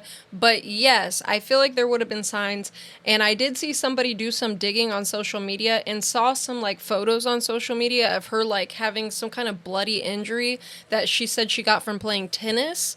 But there's nothing like substantial there. Now, the body cam footage, 4 days before this murder for hire plot was discovered, Lindsay called the police to their home. And this was all happening in the Bahamas. When she got caught, when all this was found out, they were in the Bahamas. So not the body cam footage, is it? No. Okay. I'm talking about when they got caught. Now, 4 days prior to that, they were in Georgia preparing to go on vacation that morning. Yeah. And they get in an argument because from what was in the body cam footage, what we know is that Lindsay had been planning a trip for like weeks to go on a vacation with her boyfriend. Mm-hmm. And to Key West, Florida. Now, I feel like this is really important, okay? Key West, Florida was the plan for her. And while she was going there, he was going to take their 3 sons, to the Bahamas. Okay. She randomly just changes the plans and is like, no, I'm coming. I canceled my trip. I'm coming to the Bahamas with you on the private jet with the family. And they get in an argument. And he's like, no, like, you're not going to do that because it's confusing for the kids. You're going to fly with us in our private jet where we're going on family vacation with the kids. And then you're just going to take off and go meet your boyfriend and not be with us. Like, that's super confusing for the children. Antagonizing, like, that's why she did it, to try and antagonize him. See, well, now we have evidence that I believe, or the change was to do that. It was to that. Okay, so they have text text messages between her and her boyfriend and the hitman showing that she was in the process of planning this. Okay. During that time, because I heard people saying like, well, maybe this whole argument in the body cam footage was like a catalyst, and I'm thinking no. She totally changed her plans last minute to carry out this hit. Oh, for sure. Because it just randomly changes out of nowhere, and 4 days later, they find this out. I think she also staged the police call, though. I really, really do. Because, remember, she called the police because he needed to get something out of her car, and she wouldn't get out of the way of the door. Like, well, see, and then she's the one who called when he just opened the door. Okay. He didn't even touch her. See, that's according to Robert. That is part of it, but the other part is this. So she calls 911 saying that he pushed her out of the way to get the kids' suitcases out of her car because she packed up all the kids' stuff in her car, and he's like, I need to take them on the private jet to the Bahamas, and you're not coming. Yeah. And so he goes to get the stuff out of the car. She won't get out of the way. She's telling him not to. And she claims he pushed her. Well, he claims she wouldn't get out of the way. And, you know, like the door... The door did. The door Yeah. did. And that she physically pushed him out of the way. Probably. So I don't doubt he's it. claiming that's what she did, was that she was the one to do that. Now, I think having the cops show up is a really good prequel to try to get away if you're going to do something like that. Because now she's going to seem like the victim, and there's going to be footage proving she's the victim. Yeah, I'm so curious how she wanted this to play out. I don't know, because, dude, boyfriends, husbands, and wives always get caught. That is the worst idea ever. Because they always look at the partner. Always. Statistically, it's like over 70% or something. Like, and they rightfully bad do idea. so. Yeah, they rightfully do so because Yep. it almost always is the partner. I know. So, anyway, you know, I don't actually know if they even got on the private jet together, to be honest. I haven't seen that detail anywhere. So if you guys know, let me know, because I'd like to know, did she actually go on the private jet with them or not? But they're arguing in front of the police. He takes the bags because the cop says it's okay. And then Lindsay goes and tries to take them back out of his car and switch them over. And the cop's like, what?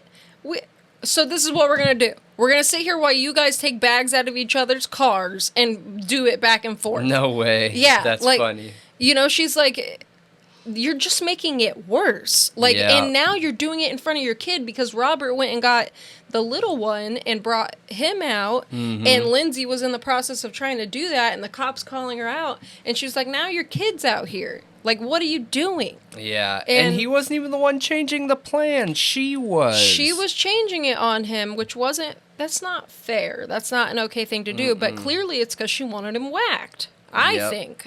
That's 100% what I believe. And from what I'm seeing, there's evidence to back that up. I think you're right. Yeah. Because the text that they have, she was sending pictures to this guy, which this guy's name that was involved is Adrian. Wait.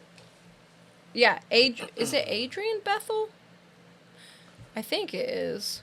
Oh, no. It's Terrence Bethel is the boyfriend, and Farron Newbold Jr., who's 29, is the one they were trying to get to kill him. Okay. She admitted to sending him pictures of her husband and saying, kill him. And I think do she's they have the confessed, pictures, or she's were they already confessed this. deleted? Well, see, this is how they got caught, okay? Somehow she makes it down to the Bahamas. You know, Robert and his kids are down there in their vacation. She's with her boyfriend. And the cops are randomly investigating this bar, okay? Because there's a robbery at the bar that he works at. So it was random? That's what I was like. I couldn't wait to tell you how they got caught. So they're investigating this robbery at the bar. So he could have died, like... He could have for real died. So they're investigating this robbery, okay? And they want to take the employees' phones and look through them, trying to figure out who did it. And they find these WhatsApp messages between the boyfriend and Lindsay and Farron. And they see that they were plotting this. So they immediately go tell Robert, and he literally flees. He's like out of there, back in Georgia with his kids, terrified for his life and his children's safety. And they arrest all of them. Oh my gosh. That that is crazy? so crazy. Yep. He could have died. Yeah, oh my gosh. Thank God they didn't succeed. So they were looking for a robber, and they found a murderer. They found a murder plot. Oh my gosh, that is so wild. And he's probably counting his lucky stars, you know? Okay, yeah, That is for real. just gnarly. So That's karma. That's why I am terrified of karma. I'm telling you. That is karma. Keeps me up at night terrified. Well, see, here's a weird monkey wrench in this whole murder for hire plot. Now, Lindsay claims she was just venting and being angry and texting these things.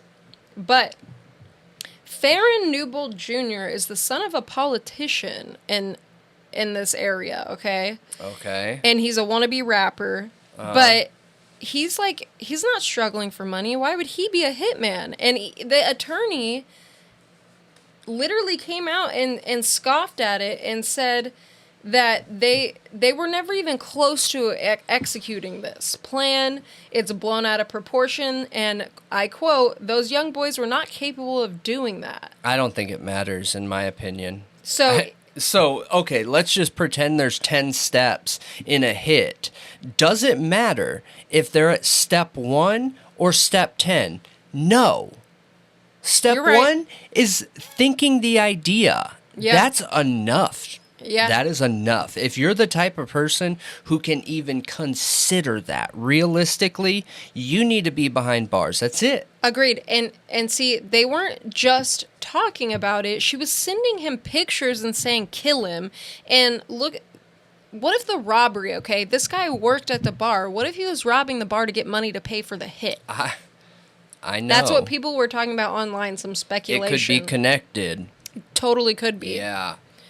So it says he's a Newbold, okay, Farron Newbold, the supposed hitman, is a structural engineer and son of a prominent local politician. I don't know if that matters in my opinion. He said it's not what it seems.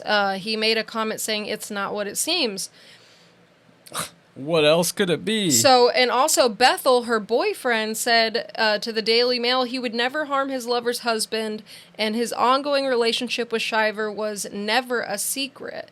The offending text, he said, amounted to little more than hyperbolic fantasy and amid Shiver's marital combat. For me, I still think she's guilty. If you're the type of person who can honestly talk about it and consider it, that's good enough for me. That is good enough for me. Yeah, in my opinion. I hear you. Now, I heard a lot of people talking about her being like swooped up in this affair in the Bahamas, and it's so luxurious. And you know what I see? I see a woman who dedicated her life, she was a stay-at-home mom, to raising kids, and she got a life of luxury. She wore designer stuff, Cartier bracelets, flying to the Bahamas on a private jet, and she threw a fit when it was getting cut off. Yep. No, I She agree. wanted this affair with still the luxuries that came from her husband. Yep. Now, if she wasn't Well, then she should have made it work and not been an idiot. I know. She probably could have had both. Rich couples totally do that, where they step outside the marriage and have like a don't ask, don't tell, or even an open relationship or a swinger relationship. I mean, all couples do. You don't even have to be rich. No. I've known plenty of people. Yeah. It's completely normal. I don't think it's outside of what normal would be considered, but... Yeah, I just thought it was weird that people were portraying it that way, that this happened because of her affair. No. It totally did not. Mm-mm. Now, her having an affair may have set into motion the divorce, but that's not why she wanted to kill her husband. She wanted to kill her husband because she wanted the money. She wanted the life insurance policy. She wanted the kids and all the things that came with it, and be a widow and then have her boyfriend and her kids and have a happy life. Yep. She wanted him out of the picture so she could have everything he had. Which is so selfish to even be able to think about that idea possibly because, okay, take the adults out of the equation. You're willing to rob your kids of the only other parent they know. There's only two in this situation, and you're going to rob them of their parent. Yeah, their father's going to die in a tragic way. Oh like, that's so gosh. much trauma, and then they don't have that father anymore. And both parents are incredibly important for children. Like, incredibly important. Oh, absolutely. There's a lot of studies out right now that show, like, you know, the mom is so important for any kid of either gender of 10 or younger, and then the father helps or is more important for 10 and over because of the difference in social skills versus caring nature and things like that, where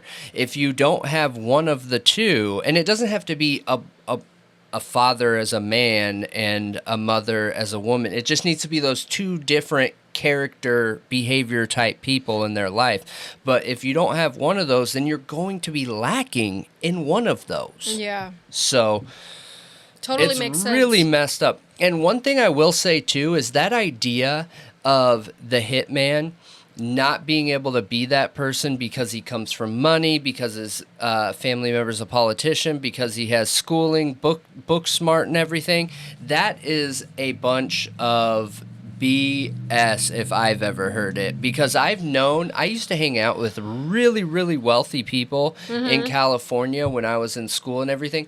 Those were some of the worst kids with stealing and, like, dude, they carried around, like, platinum cards, you know what I mean? They could literally spend $1,000 just because they want to, but no, they would go out of their way to steal because they wanted to rush, because money wasn't a concern or a worry or a problem, but what is getting enjoyment out of life. So you find things that are outside the norm to get that adrenaline going and enjoyment. So I don't think that's a good argument. That's a good point. I just don't think you can judge someone on that.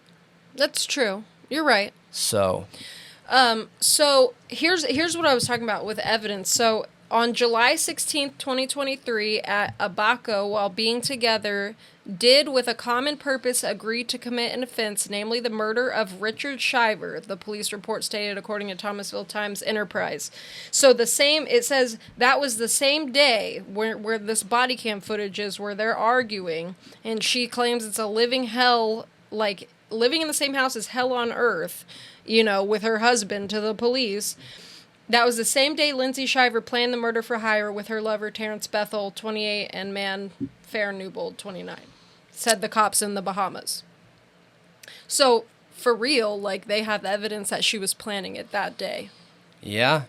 And like I said, that's enough for me. People keep quoting her Instagram, where in March 6, 2020, she posted a picture of them and put, "The key to a perfect marriage is having two imperfect people who refuse to give up on each other."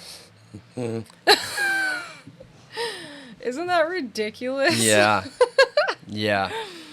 It's all an image thing, I'm telling you. So, for those of you that are just watching for the first time, welcome. But I'm a salesperson, so like by habit, I read body language. And I was getting some wacky body language readings on that body cam. It was From really... Lindsay?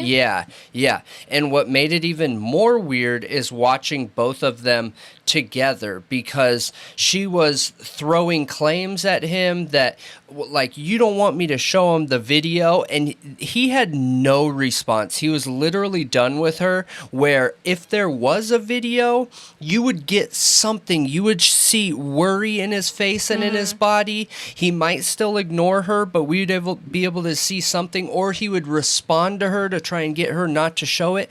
I don't think, based on what I'm seeing, not that there isn't any, but based on what I'm seeing, I don't think there was abuse beforehand. I don't think so either. I could be wrong. I just want to be clear. It's not like I know everything. I wasn't there for all of it. I could be wrong. There could have been abuse. But just off of the things that are standing out to me right now with the evidence we have, it doesn't seem like it. I agree with you. I really don't think there was. I think she was trying anything to look like the victim in all of this, and she just couldn't. And see, the thing is, in Georgia, I haven't seen a law, like people have been saying, that you can't get alimony when you cheated on your partner. It sounds like it can make you not get alimony if you're at fault. But in some cases, like, because they take many things into account. They do. Like your ability to make money for yourself, the living standard you were at with this partner, like many things. So she maybe could have I don't know. Like, we just don't know. Now, she was living super, and if she got the kids part-time, maybe the alimony would have been granted for a short time. Yeah. Maybe.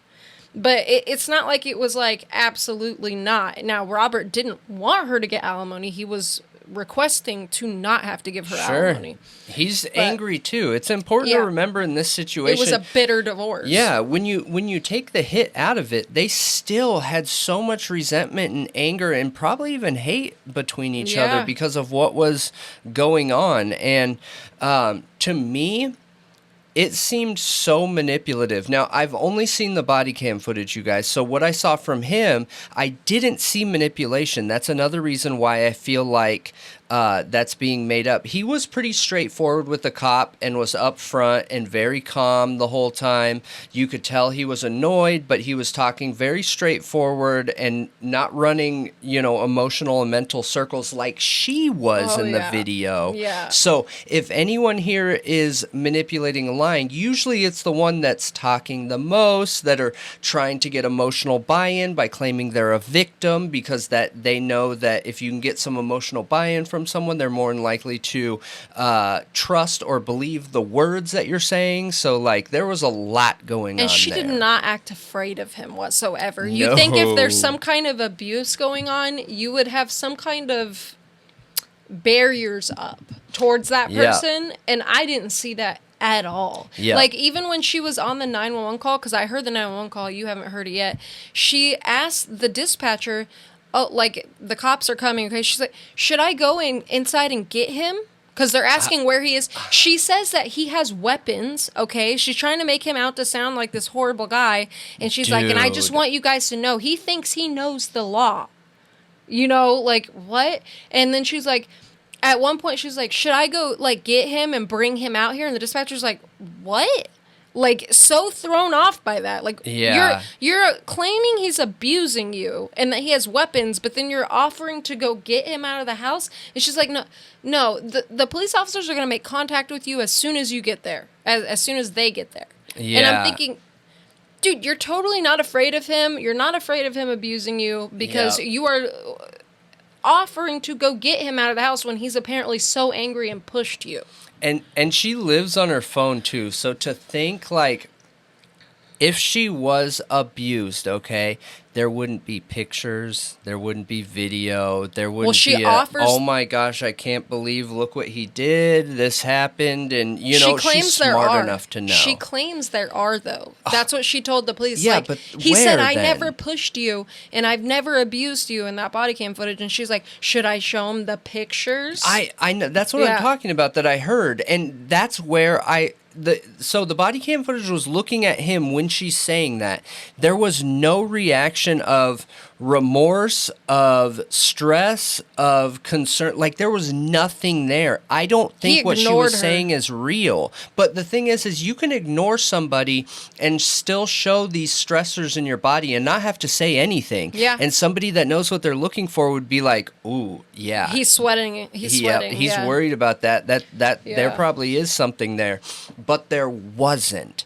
There was no worry, no stress, no nothing at all. All I saw was just frustration with her, like annoyance. Yeah. And a disconnection from the situation. He totally was super annoyed with her. So all three of them were arrested July 21st. Good. Yep.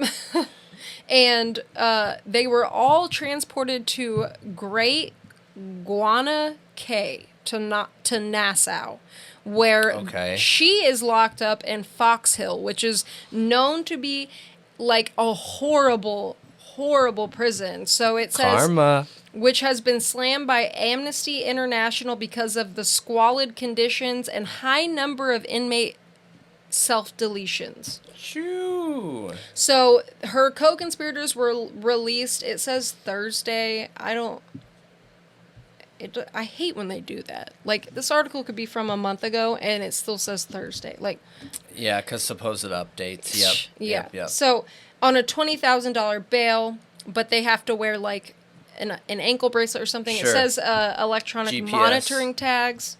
and they have to check in with the Marsh Harbor Police Station 3 times a week. She also posted bail, and Robert paid for it. No way. Oh, wait. So some people are dismissing that and saying, no, that's weird. Because that was going around, that he paid for it. But actually, it might have been her parents. Because her parents apparently cut her off financially. But when all this happened and they heard that she was in Fox Hill, they were like talking about buying a piece of property down there so that she would have somewhere to stay so she wouldn't have to be in prison, so that she could be out. Let me just buy a house for you. No problem. We got you. I know. Come on. She literally tried to murder her husband. What the heck? Oh my gosh, you guys. I wouldn't do that. I wonder if she's going to get off. If she does get off, I hope she doesn't get a dime. I hope the judge looks at that and says, you know what? I'm granting you everything you want, buddy.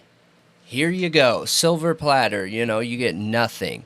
I'm just worried because if her parents have enough money to say, you know what, we're going to buy land down there in a vacation area where it's going to be super expensive and they can just do it like that, then they've got enough money to pay for really good lawyers. Yeah, agreed. So she's not allowed to leave the Bahamas while this is going on. She has to stay down there. She has to give up her passport and report daily to the police station in Nassau until her October indictment. So she's going to be indicted in October. So Robert's still pursuing custody and everything. 4 days after the plot was discovered, they were supposed to be in court July 20th for a custody hearing. Maybe he'll get everything because of that. Oh, wait, no, in the Thomas County Superior Court, and they filed for counterclaims against each other in a hostile custody battle. Yeah, it was a custody hearing. All I know is kids cannot be with somebody that could do something like that. No way. So she even pulled out a restraining order against him before all this. Yeah. And then she's the one that goes and does this? Mm-hmm. Oh, my gosh. I'm blown away by this. I am blown away at how she got caught. The only thing that I can think of is karma, you guys. I'm telling you. Like, karma's terrifying. Terrifying. So they caught her on the way to checking in with the police, like, one day. Like, they talked to her, I guess. Like, media caught up with her. Uh-huh. And they have a picture of her, which we can put up here. You can see her ankle monitor. And, karma. Like, she looks better. They keep commenting on her appearance, because I guess she looked pretty, like, she was in... I don't know. They were commenting on her when she was coming out of Fox Hill. No, she was in, like, ripped up jeans and stuff. But, I mean, you tried to kill somebody. So she Not just somebody, but your kid's dad. I know. It's insane. I don't feel sorry for you, girl. I don't feel bad for her at all. But she made a couple comments. She said, I really can't say too much right now, calmly, noting she had been advised to remain mum by her attorneys as the case progresses. It's been hard, but I can't speak about it. It said she was carrying an envelope. And that she's rented a car, and she mentions her car, and she says, and now I'm having car issues with my car. I have to deal with that now on top of everything else, but I really can't say anything more. I'm sorry. Thank you for being respectful. She just really wants people to feel bad for her. She does. She's playing that victim card. And if I was her soon-to-be ex, I would be noting all of it. I would be writing it down. Okay, so she talked to media, and there's a clear indication that she tried to play a victim here. When she called the police, there was a clear indication she tried to play a victim here. So the second he gets in court, he's going to be like, look, she's trying to play a victim. Now let me show you the history of how she's tried to play a victim every other time. You know what I mean? Yeah, that's like the latest updates on it now. I think we're all up to speed on it, and I'm going to follow it. Yeah. But... what an idiot.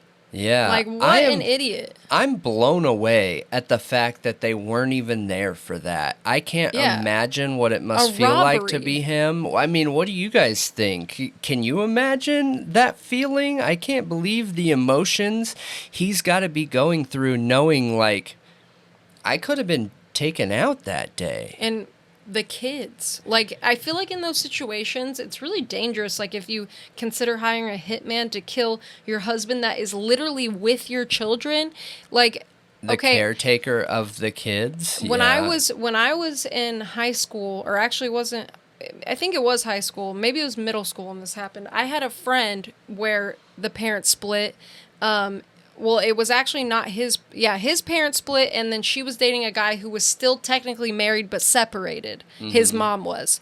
And they were all at that house that night, and the lady, the estranged wife, hired a hitman and killed everyone in the house except for 2 of the kids survived. Dude, that's what I'm saying is it's not like you're putting your kids at risk too. You might think, oh, I'm just hiring a hit on my husband. Your kids are at risk too. Well, you got to think, if that hitman goes to do it and one of the kids sees something,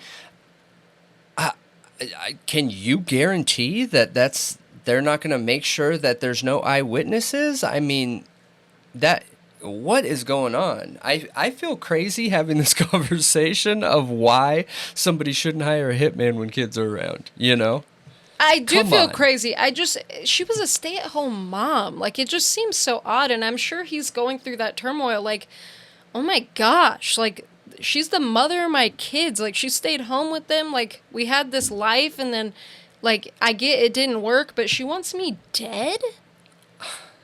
Yeah, in this situation, 1 + 1 doesn't equal 2. I don't know what it equals, but I'm glad that she's been arrested. I'm glad that she is no longer a danger for society, because here's the thing.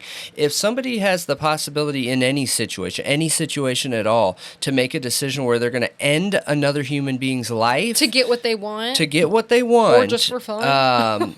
Or just for fun. But then they have the capability of doing it whenever. I think, we see these people that end their significant other, or we think that's what happened, but there isn't enough proof to prove it. And normally it happens more than once. It happens again. Like, you looking at the Black Widower, that guy that did it to all his ex-wives or exes. Yeah, allegedly. But it's because every time it gets easier. We can't have someone like this out on the street. No, and I'm so glad that he survived it. Like, I'm so glad it got caught at the right time.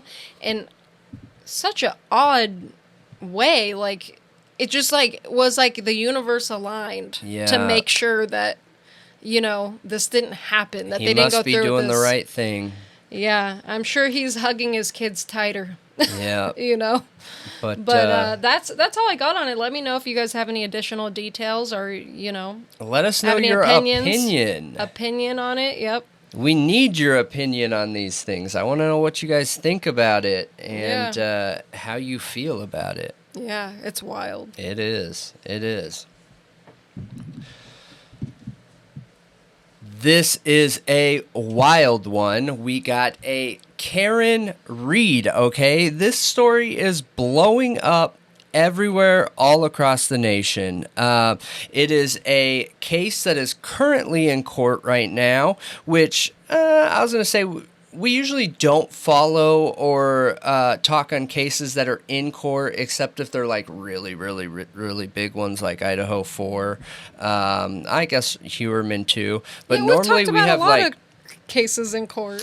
Yeah, normally though we're talking about like the outcome of them once they get to that point. But what makes this one different is the story, and the differences in the outcome is insane. Like, the difference between the prosecution story and the defense's story is one of the craziest things I've ever seen, okay? So, for those of you that don't know, Karen Reed is being accused of killing her boyfriend of 2 years. So, you have John O'Keefe, who is 46 years old, died on January 29th of last year. Born and raised in Braintree, Massachusetts, and graduated from University of Massachusetts, Boston, okay? So he's like a Boston boy through and through. Clearly. Yeah, worked for the Boston Police Department for 16 years. Oh, that's so Boston. Right. Well, Isn't everyone in Boston a cop? I know. Dude, her accent, I can only imagine his. I haven't seen any footage of him talking, but like she is Boston through and through. Well, okay, so going back to him. Everyone that talks about him says he is an absolutely amazing guy. Like, there's people out there where people will be like, oh, yeah, he'll give the shirt off his back to make someone look good. And then there's really the guys that will go out of their way to give the shirt off their back. And it seems like he's one of those people. So he had a sister, and his sister was married. And unfortunately, both of them died within a 3-month period. His sister and him? His sister and her husband died within a 3-month period. And they had 2 kids. And when they passed, he stepped in to take them over as his own. Wow. Yeah, no adults there to ask him. He just willingly does it. A man with no kids steps in to take care of these 2 kids. That's incredible. If that doesn't show you what type of guy he is, I don't know what does. I could assume being a police officer, being single, still being, in your 30s or whatever, you probably want to go hanging out with the boys, drinking, whatever, and to step in and take over these 2 kids, like, I don't know, that stands out to me. Like, that's really important. That gives me a really big look into who he is as a person. Yeah. It's like Spider-Man's uncle. Yes, absolutely. So, but his sister and her husband passed between November 13th and November 2013 and January 2014. And he was raising those kids like they were his own. So his niece and nephew. It's amazing. Yeah, it really is. So, he was dedicated to him and his family, and 2 years ago, that's when he meets Karen Reed, okay? And Karen Reed is 42 years old at time of death. So when she met him, she was 40, and she's 42 now. And, that she's really the focus of the rest of this conversation in this story here. So this is the prosecution story we're going to go down first. Then we'll bring up the questions and some of the details of the defense or Karen's version of the story. So on Friday, January 18th of 2022,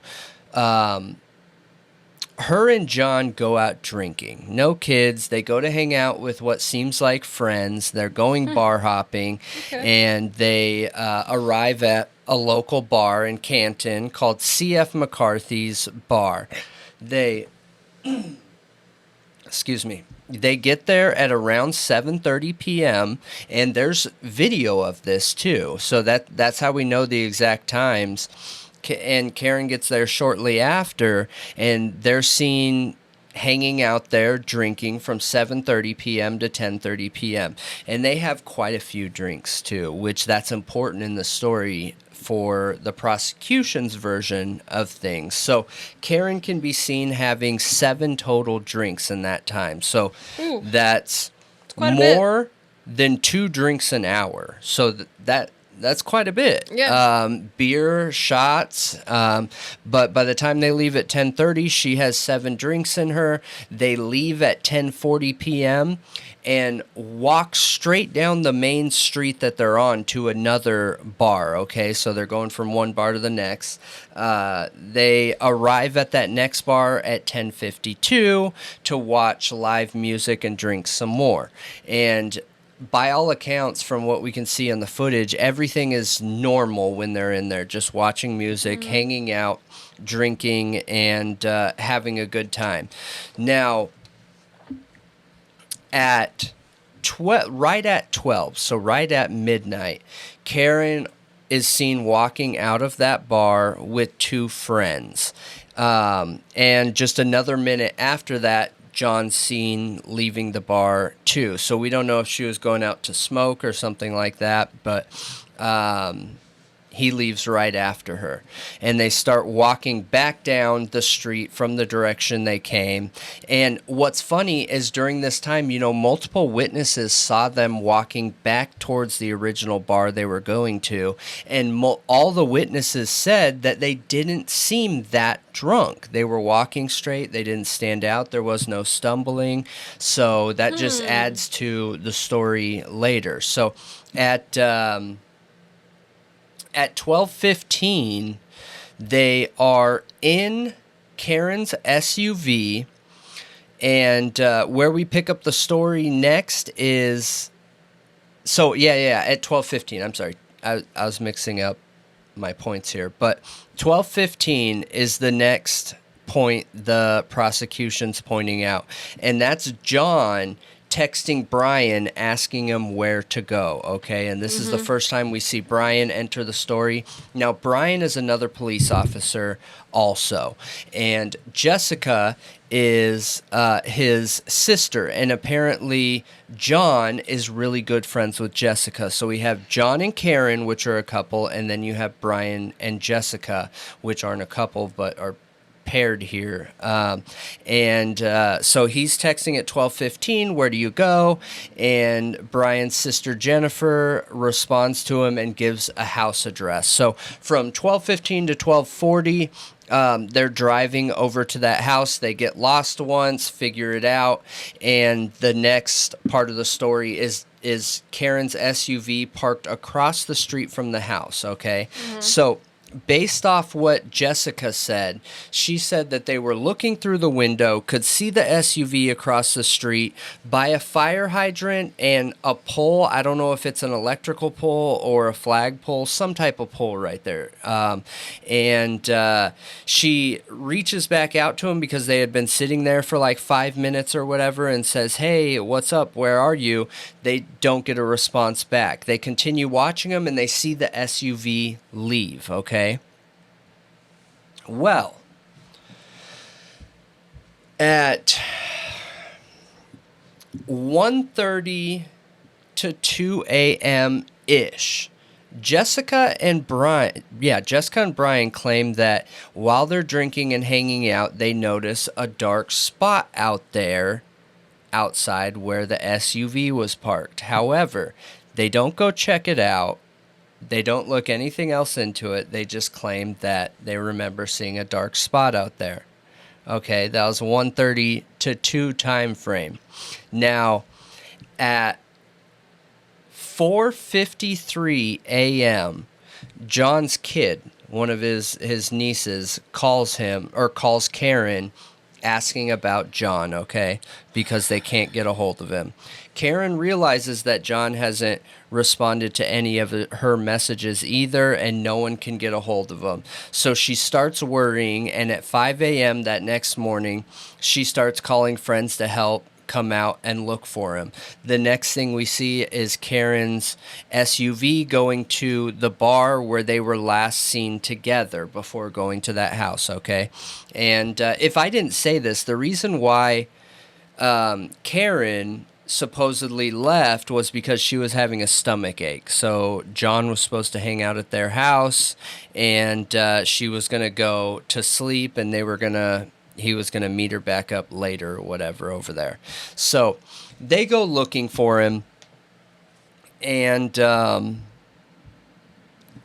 about 45 minutes later, okay, they drive back to that house after going to the bar and ask Bryan and Jessica if he had been there. They say no, and she's hysterical at this point, according to them. So she drives back to her apartment or her house, and Jessica follows her back to the house, okay? So 2 cars, make sure she gets there, and Jessica goes back to the apartment. They get more friends and go out looking again. Now, this time when they go out looking, they find John at 5 a.m. I'm sorry, at 6 a.m. They find John at 6 a.m. and they find him outside by the fire extinguisher where they were parked, okay? Now, Karen goes into freak-out mode. She calls 911. She immediately starts CPR on him to no avail. So he's frozen, essentially, is what's going on. He's been out there a while, okay? So police get there. Police start asking questions. Karen is on record making multiple statements saying, did I hit him? Could I have hit him? Did I hit him? I think I might have hit him. And statements saying that, she could have hit him. Now, they take her back home. And after they pick up the body and everything, and later that day, they go to her house to talk to her and get a better understanding of what was going on. Now, while Karen's friends were over there before they found John, Karen had made a comment to one of them saying that she hit something that night, that her tail light was out on her SUV. And the police were there looking at that, noticed that her tail light was cracked, there were pieces missing off of it, and start asking her questions, okay? Later that same day, they pick her up and arrest her for this crime. While they're arresting her, there's another officer at the scene who says that he finds the taillight plastic right where the body was found, okay? So from everything that we see here, it looks pretty cut and dry that she was the one who hit him. It looks like she backed into him and could have killed him. Also, it's a bit odd that she went to the bar. That's not the last place she saw him. The last place she saw him was the house. That's where she dropped him off. So why was that not her first call and her first stop? It is. I think the bar is on the way to that house. So, we don't know. We don't know, okay? But the prosecution's story is this, based on all the evidence they found, is they went to that house, she dropped him off, and they were fighting in the car beforehand. Now, the turnaround to go back out from the house is a 3-point turn. So the prosecution is saying that she got mad, whipped around to turn, and backed into him, okay, and then took off. What's weird, though, is it was a blizzard that night. Like a blizzard, okay? So, and this was a normal-sized road. How much momentum could you get to hit somebody in a blizzard? The ground covered in snow, okay? That's a big question I have in all of this. So, anyways. Yeah, I don't know. The next we hear about this, okay, is at court. And the defense starts speaking up, and she's talked to her lawyers, and that's really where we're at right now, is in court going on. Now, the defense has a very different story, you guys, from what happened. They came into this thing hot, really hot, okay? And they claimed that Bryan was seen going into... or not Bryan, I'm sorry. John was seen going into Bryan and Jessica's house that night. She says she remembers seeing him walk into that house that night. She leaves, and the next thing she knows... Karen says she remembers seeing him? Yep, she says she remembers seeing him walk into that house that night. Now, this is where it gets really weird, okay? It gets really, really, really strange here. She says she left... and they believe something must have happened in that house, and they threw him outside. So, during all of that, the autopsy's done.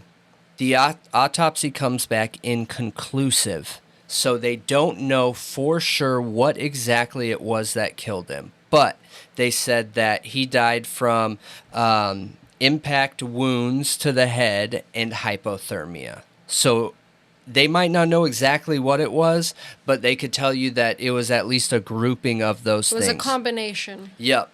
Now, what's weird, though, is when they started going into his injuries, they started realizing that his injuries don't align with what would look like a vehicle, okay? So their first thought was that maybe he got out and was leaned down, okay, like head first or sideways, and she backed into him. So if a body gets hit like that, they're going to be busted up on one side, okay? Well, he wasn't. He had a black eye, and both sides of his head was busted up, as if he got in a fight. Okay? Okay, that's weird. Super weird. Super weird, Maybe okay? Karen beat him up. I mean, a police officer? Yeah, I don't know. I mean, that's the one time I feel like a police officer could get beat up like that by a girlfriend not wanting to hit a woman. I don't know. And they're in the car. Maybe. And she, they're in a fight, and she hits him, and then she gets out and accidentally then hits him with her car, and he falls over and passes out. I don't know. Yeah. No, I do think that's a possible theory. I really, really do. But there's more weird stuff to this, okay? So along with that, the defense also offers up information about Bryan. Bryan is a trained boxer, highly trained with his fists, and knows what he's doing. Like a friend or family member owns a gym where he is known to be highly trained with his fists, okay? Now, some of the other injuries on John were his arms were tore up with scratches. And at first, no one understood what that was. Maybe it was from underneath the car. Maybe it was from the road, even though the road was covered with snow. But the defense is saying that those wounds align with an animal nails and biting, okay? Now, Jessica and Bryan had a German Shepherd for a dog. Yeah, but do dogs scratch like that? I mean, bite? Yeah, but it said scratching with nails and biting. I mean, yeah, there's both. When a dog jumps at you, they jump with their paws up too.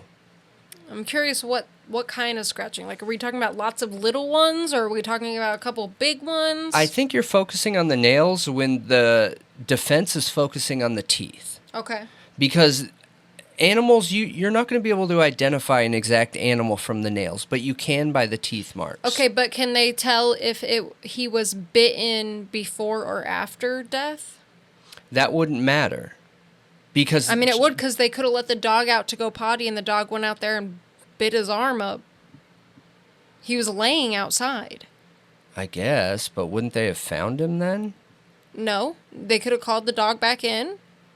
You don't have to take a dog outside. Maybe they let him go potty and call him back in, and he comes back in. So then you would be able to tell post-mortem or pre-mortem. Yes. Yeah. You should be able to. Yeah, and I'm just curious. No, I know. I think that's a good question. I'm just trying to think of it in that way. Yeah. And I think that is a possibility, but I do feel like this would have been brought up. One thing this defense team has been really good about is being thorough, okay? So, here's the weird part. Okay. With those scratches.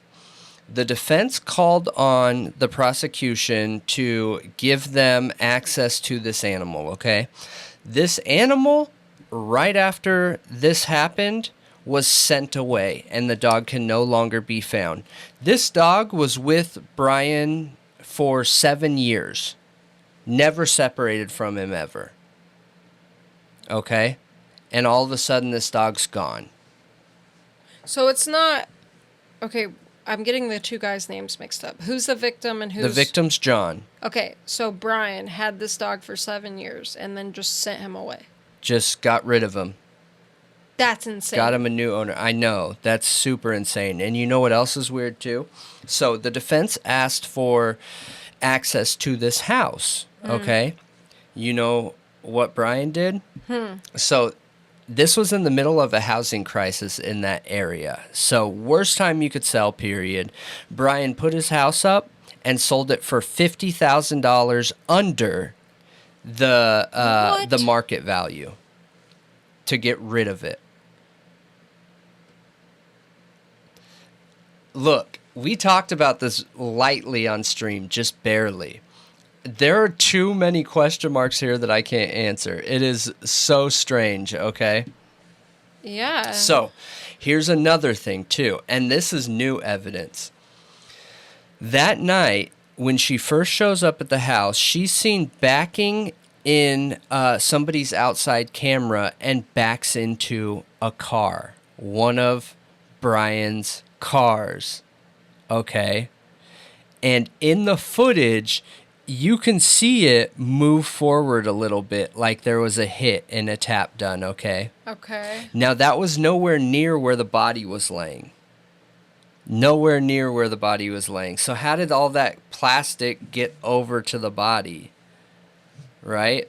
So they framed her, maybe. Allegedly. Maybe. I don't know. I don't know, because I think both are plausible. I really do.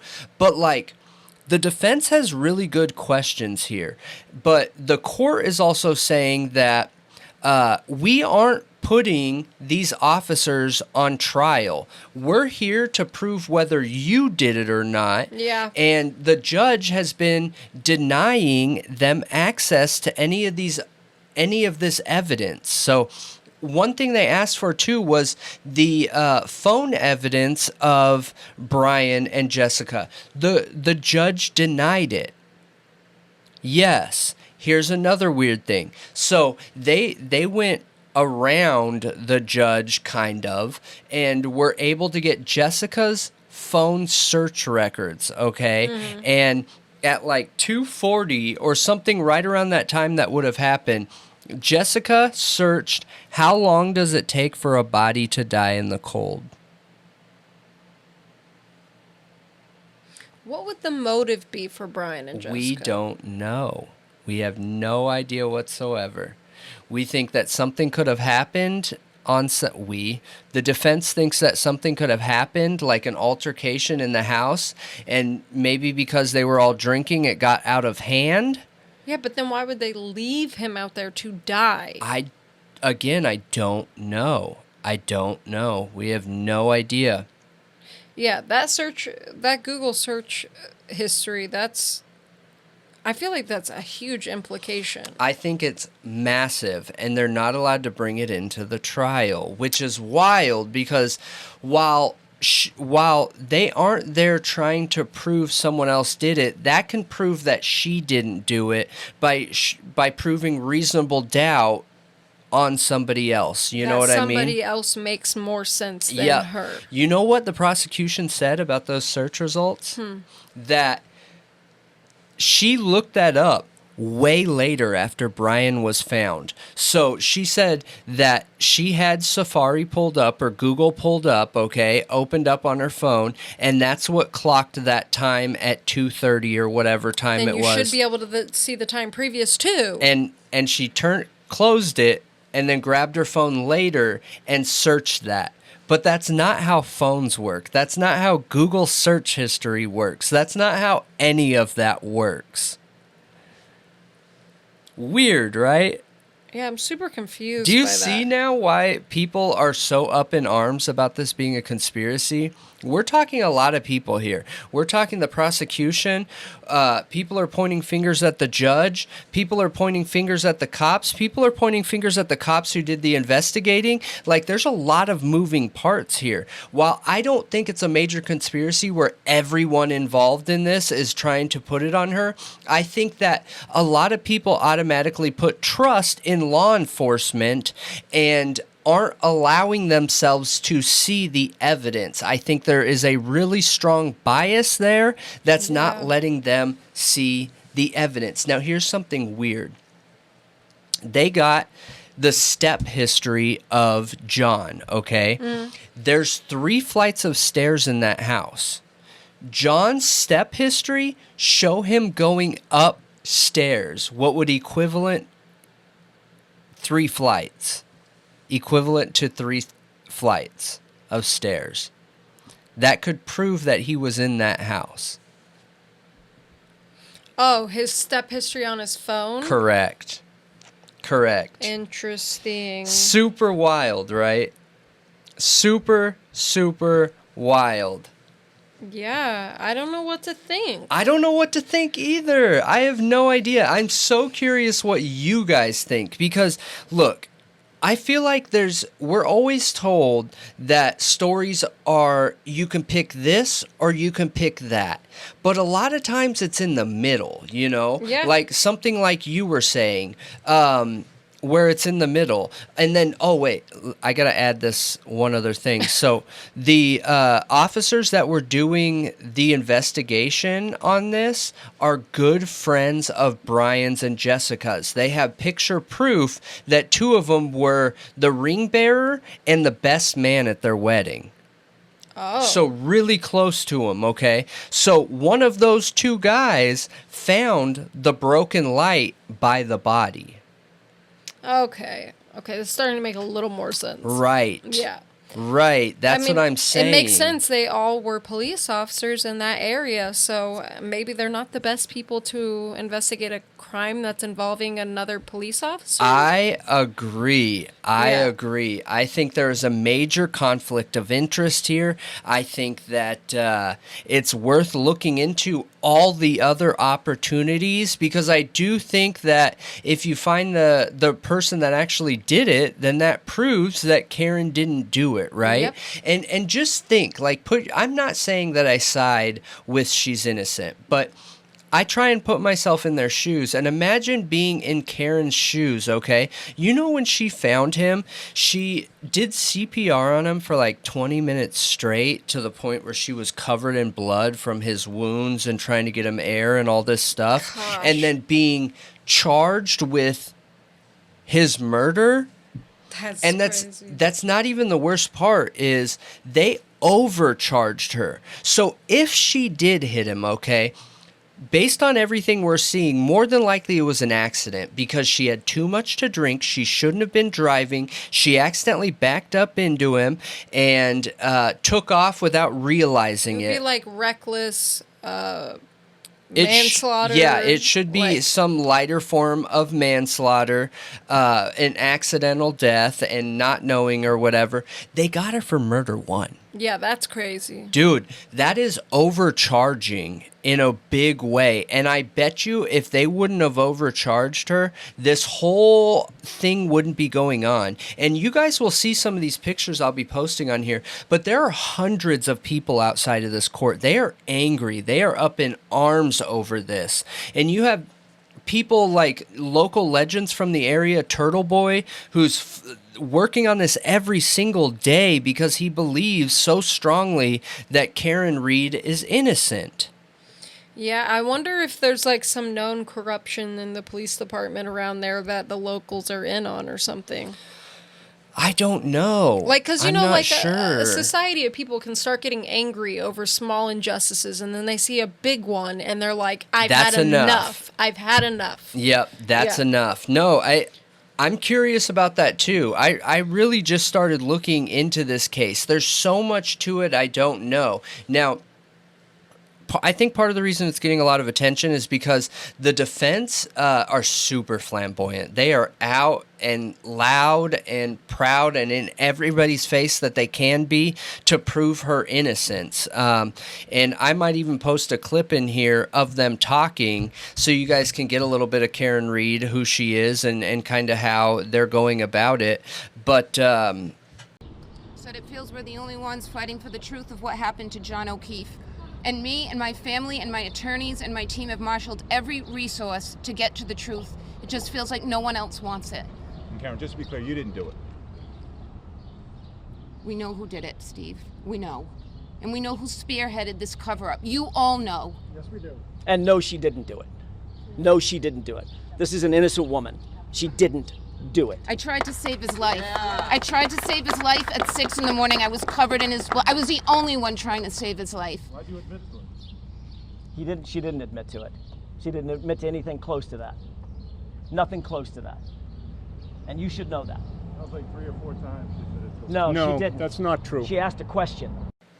I mostly want to know what you guys think, what direction you're leaning. Yeah. Hearing, did this girl accidentally kill him, or did she do what the prosecution is claiming, and she wanted to break up with him, and she planned on ending him and thought it would be the best way to end him is on a 3-point turn in a blizzard with no traction on the tires? It's not very much planning. I think she's innocent of what she's accused. Do I think that it could have been an accident?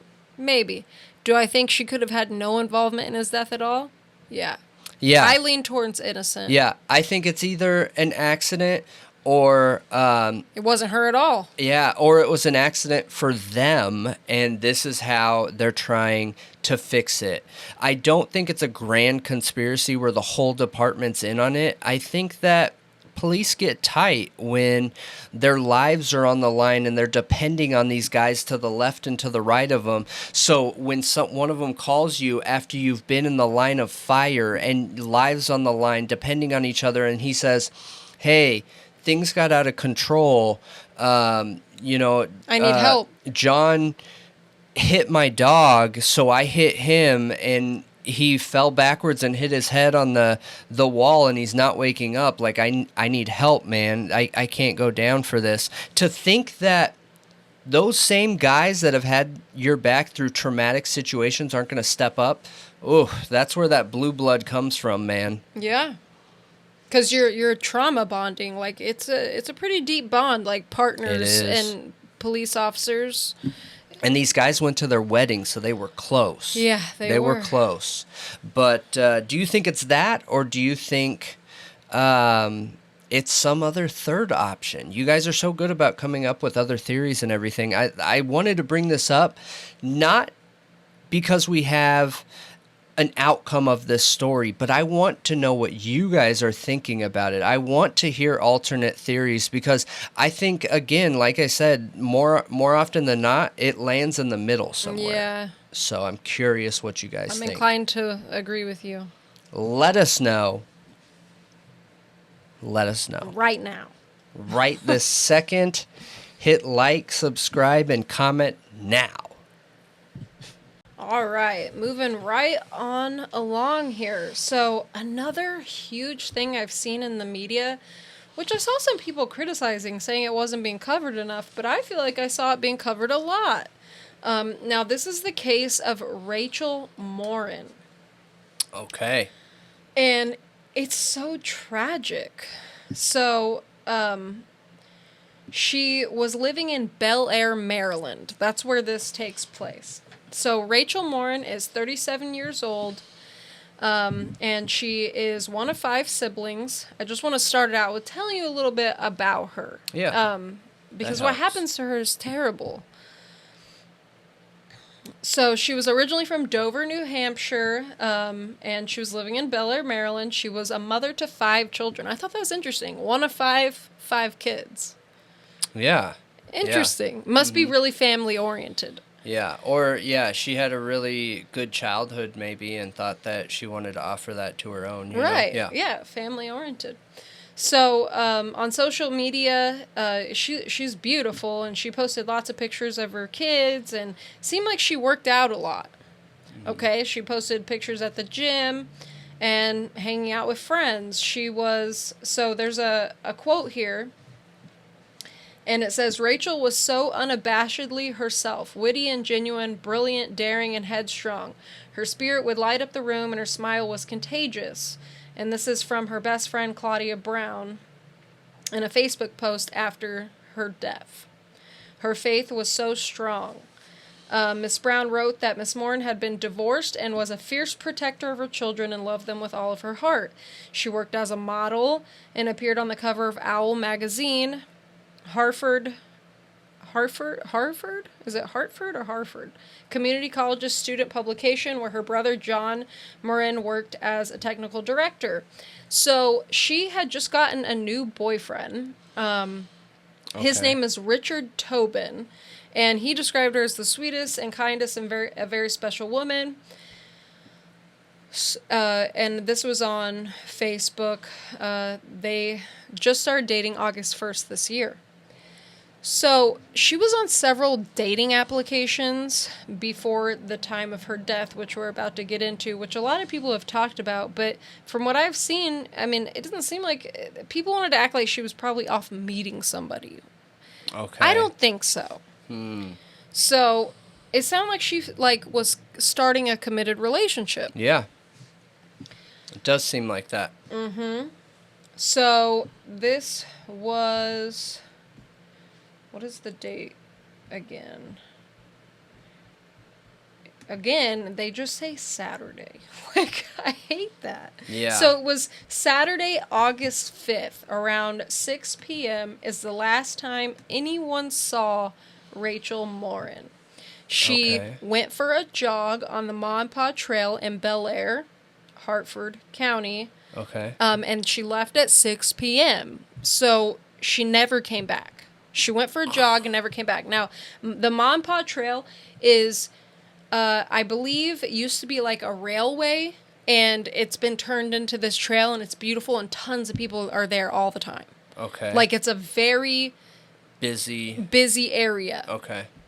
So she went for a jog and never came back. Her boyfriend, was trying to get a hold of her, and around 11 p.m., he finally called the police and reported her missing. So 6 p.m. to 11 p.m. that same day? Okay. Yep. So the next day, they find her car at the Williams Street entrance to the trail.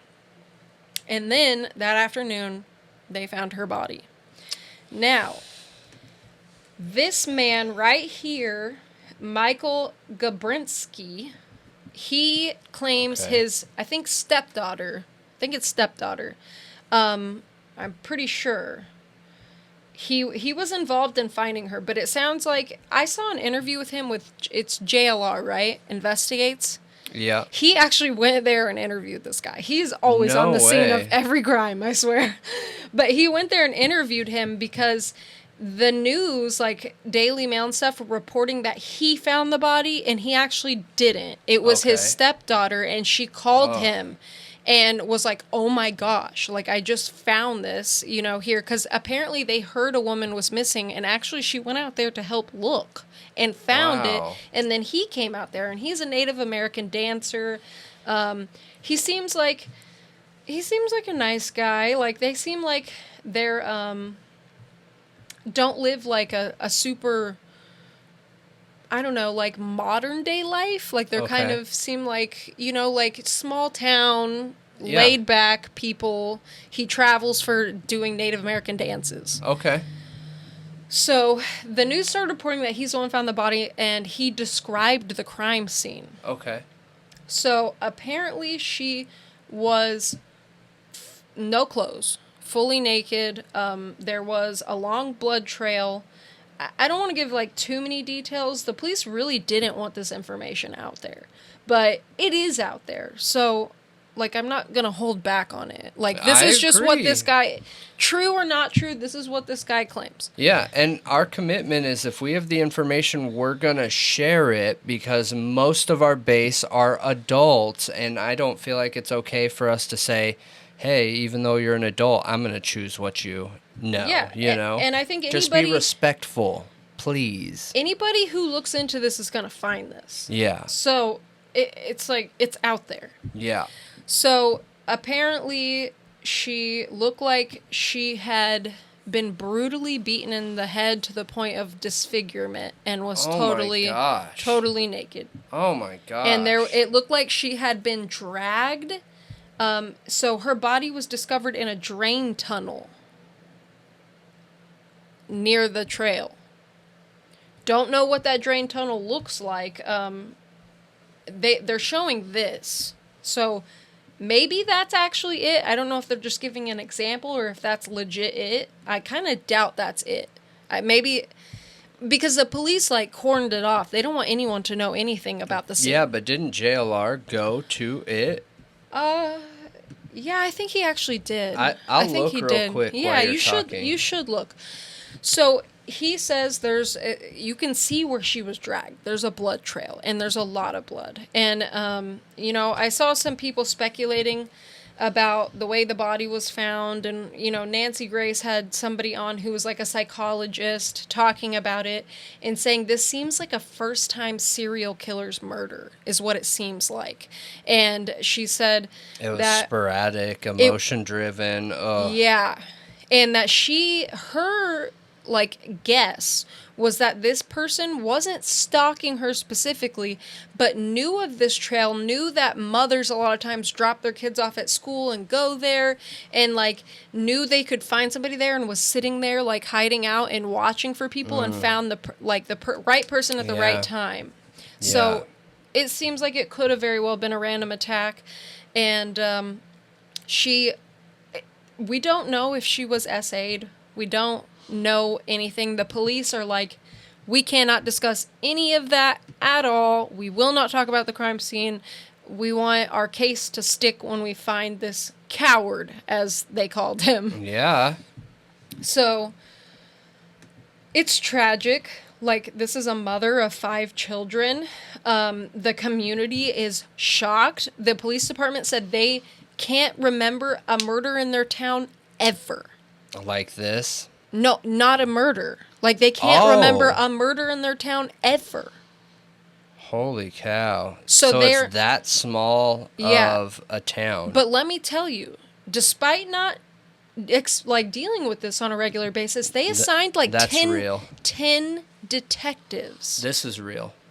They assigned 10 detectives to this case. I mean, that's incredible. That's incredible. That's what they did in this situation, because obviously, like, look, this is why I back police so much, because not all police are bad. There's a lot of police out there that really want their communities to be nice and positive and good. And of course, you don't hear about those officers. You only hear about the bad officers. So when we see a situation where something tragic like this happens in a community that can't remember what their last murder was, they got all bodies going to figure this out. That's incredible. That deserves a hats off for those police officers. They were on top of it. They did a really good job, are continuing to do a really good job. And while not knowing the details like kind of sucks, at the same time, I want the case to stick, and if they feel like that's the best, then okay. And they are making moves. It's not like they're not telling anyone anything and not doing anything. They're making moves, you know? Yeah. But sometimes cases move slow. There's no way around it. Well, apparently it looked like her face was hit with a rock specifically. Ugh. So it's so violent, like horribly violent. Anyway, now everybody was like, who did this? It was going on. Everybody's like, who did this? Like, the police are like calling tips. They get like 300 tips, and then they find DNA evidence on the body, on Rachel's body. Okay. And they run it through CODIS. Well, they just did a press conferencing and now announcing they have a suspect. Good. They found a match, but this guy they found a match to is unidentified. They found it because, okay, here, let me make sure I got the exact. So the suspect was involved in a March 26th break-in and assault of a young child in South Los Angeles. So all the way across the country, literally West Coast. This happened in the East Coast. That's super scary. And I believe it's of this year. So like March earlier this year, he was in LA. And then August of this year, they know that he was in Maryland. Okay. Whoa.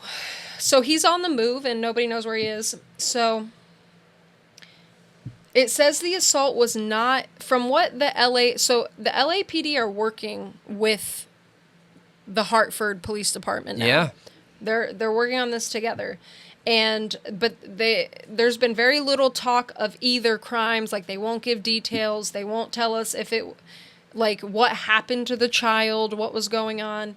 But I did see the LAPD actually, I think it's the LAPD, came out and said that the assault of the child was not SA.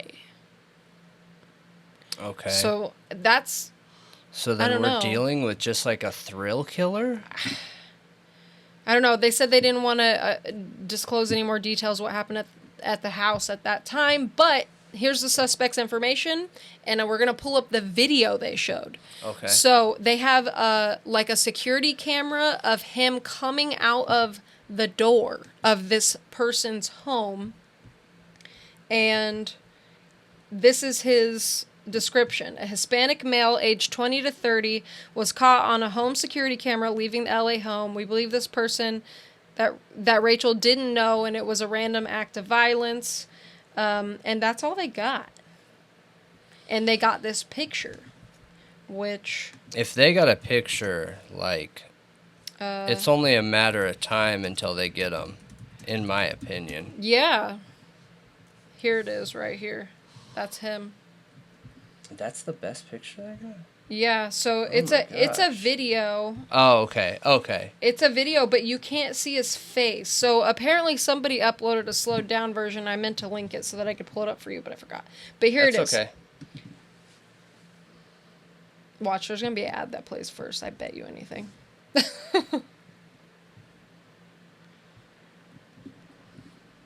It feels like they're making moves, though. They are making moves. They definitely are. Like I feel like they've done a good job. Imagine if that crime hadn't happened in LA though, or that they didn't find DNA to match him to. Gosh. That's the benefit of CODIS. It's doing its job though, you know? Yeah, it is. So this is the video right here. Okay. You don't... I guess I could...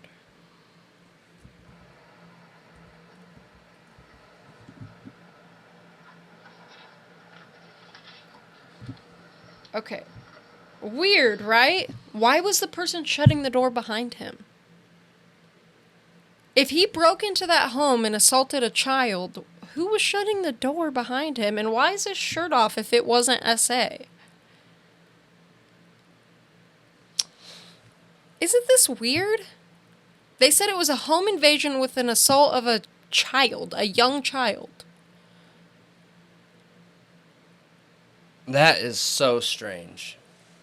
I'm so curious. Tell me what you guys think about this, because that doesn't make any sense for him to go out there. I mean, clearly it seemed like he was avoiding his face in the camera. Like, didn't you think? Or no? Did it seem natural?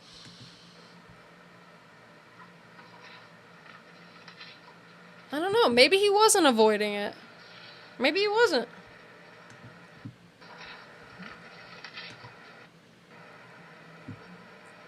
Yeah, that is so... It looks like he's talking to the person, and then he goes out that way. Maybe he wasn't avoiding the camera. Was that a kid's hand? Or was that an adult hand? I don't know. See? Look how little the hand is. Watch.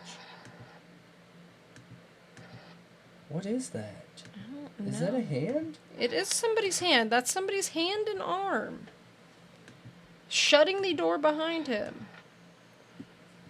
I can't tell if it's a kid or an adult. I have no idea. It looks like a kid arm. Maybe. Because it's being outreached here, and I'll put pictures so you guys can see what we're looking at. I'll snip them and everything. But the arm looks like it's straight out. And that's at the doorknob. Meaning the height of the shoulder is shoulder at the doorknob. Oh, so they're short. They're short. Yep, watch. One more time. Make sure I'm seeing it right. Yeah. It's straight, isn't it? Yeah, it looks straight. I think you're right. I'm going to watch it one more time. By habit... Yes. Yeah. By habit, people grab up, like where your arm's like straight right here, a 90. Yeah, well, it looked like they were just closing the door, like just but it was at the door handle. What? Why would the kid close the door behind them? I don't know. That is very strange. Yeah, I don't know what to think about that, guys. But there's probably just a simple answer to it. There usually is just a simple answer to it. Yeah, so, yeah, I mean, I think we'll definitely find out more. I do think he's going to get caught eventually. That's a horrible, horrible outcome of a situation, though.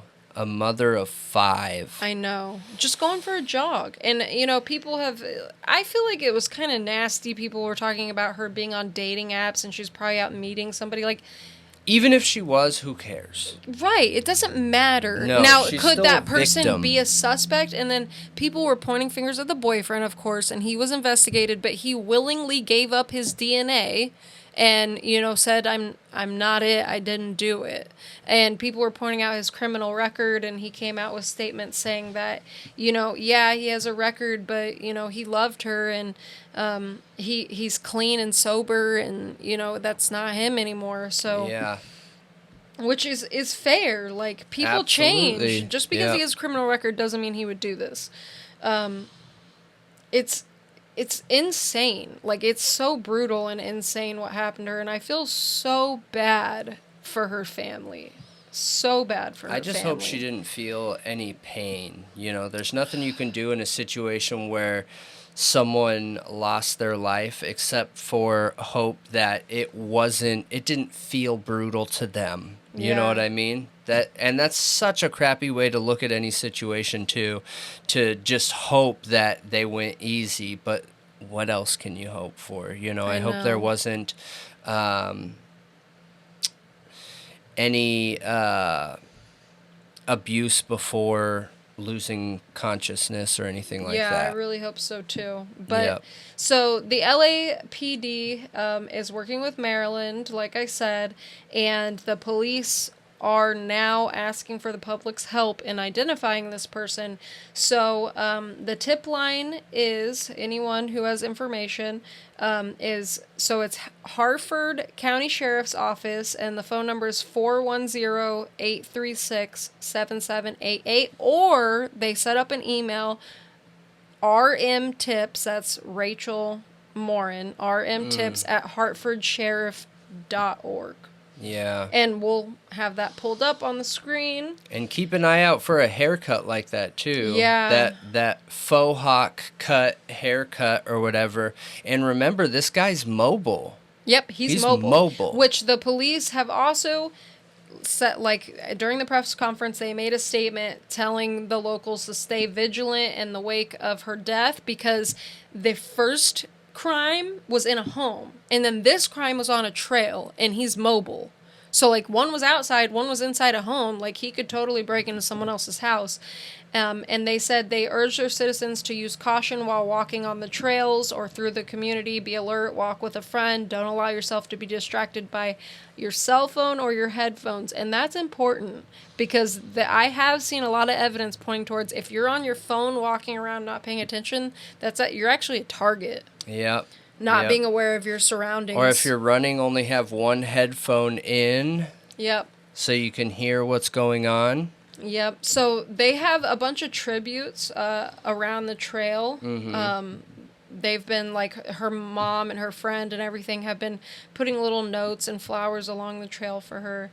Yeah. And there's a GoFundMe started by her sister Rebecca, which has surpassed $48,000 with a goal of $65,000.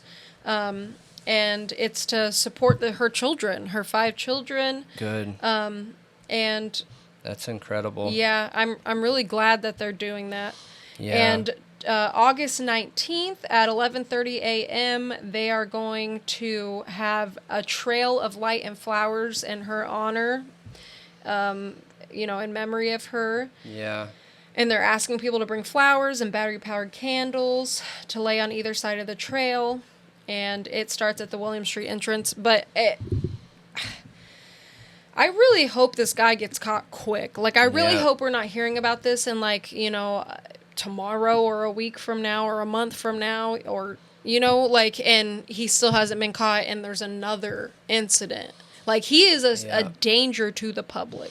Yeah, I wonder if they'll let them use the DNA back data, how they caught Kohberger, what's it called? Genealogy. Yeah, the genealogy. Maybe to find relatives of his. That's a good idea. Yep. Yeah, it could be a and way to find figure out out who he is. maybe both locations were targeted locations because he had a family trip. Maybe he's from LA, but then that was like family trip area. You know what I mean? Something like that. Mm-hmm. Good point. But, yeah, I mean, if you got any tips, call them in. Condolences to her family, and I hope we have a good result at the end of this where she can get justice. It sounds like the police are doing everything they should in this. Job. So, you know, hats off to you. Keep at it, police. It sounds like you got a good beat on the situation, and we can expect him to get caught. Yeah, I think he will be. Yep. If you see something, say something. Yes. That's very important in these situations. If you see someone with that haircut and they're acting kind of funny, you know, just bookmark that in your mind or something. Blue sweatpants he was wearing. Like, just look for these things. Yeah, if you see someone who looks like that, call it in. Like, if it's not the person, then, oh, well, no harm done. I mean, but if it is, like, you just caught a killer. So. Yes, I mean, absolutely. Risk versus reward, you know? Absolutely. Absolutely. But, yeah, that's a wrap on Rachel Morin.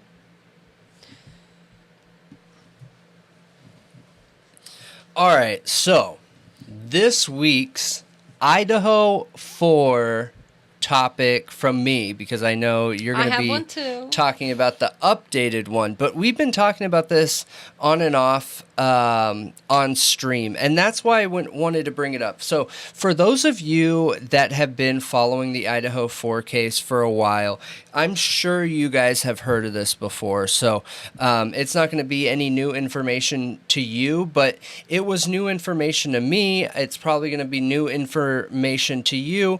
And it brings up a lot of really good questions. And one thing I noticed too is we have a lot of viewers that have about as much knowledge about the Idaho 4 case as we did when we first started covering it. So I thought it was important to cover this again. Now, one thing that's really important while we're covering this is to remember there is no way to verify this, okay? One of our viewers reached out, and thank you, you know who you are, and gave us this information. According to them, it is firsthand account from a friend, so I don't have any more evidence other than that. So. Yeah.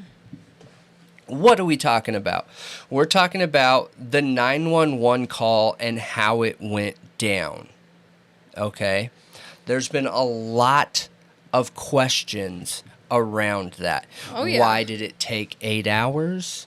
Why was an unconscious person called in? Who made the call? Who made the call? Like, all of these things, okay? So,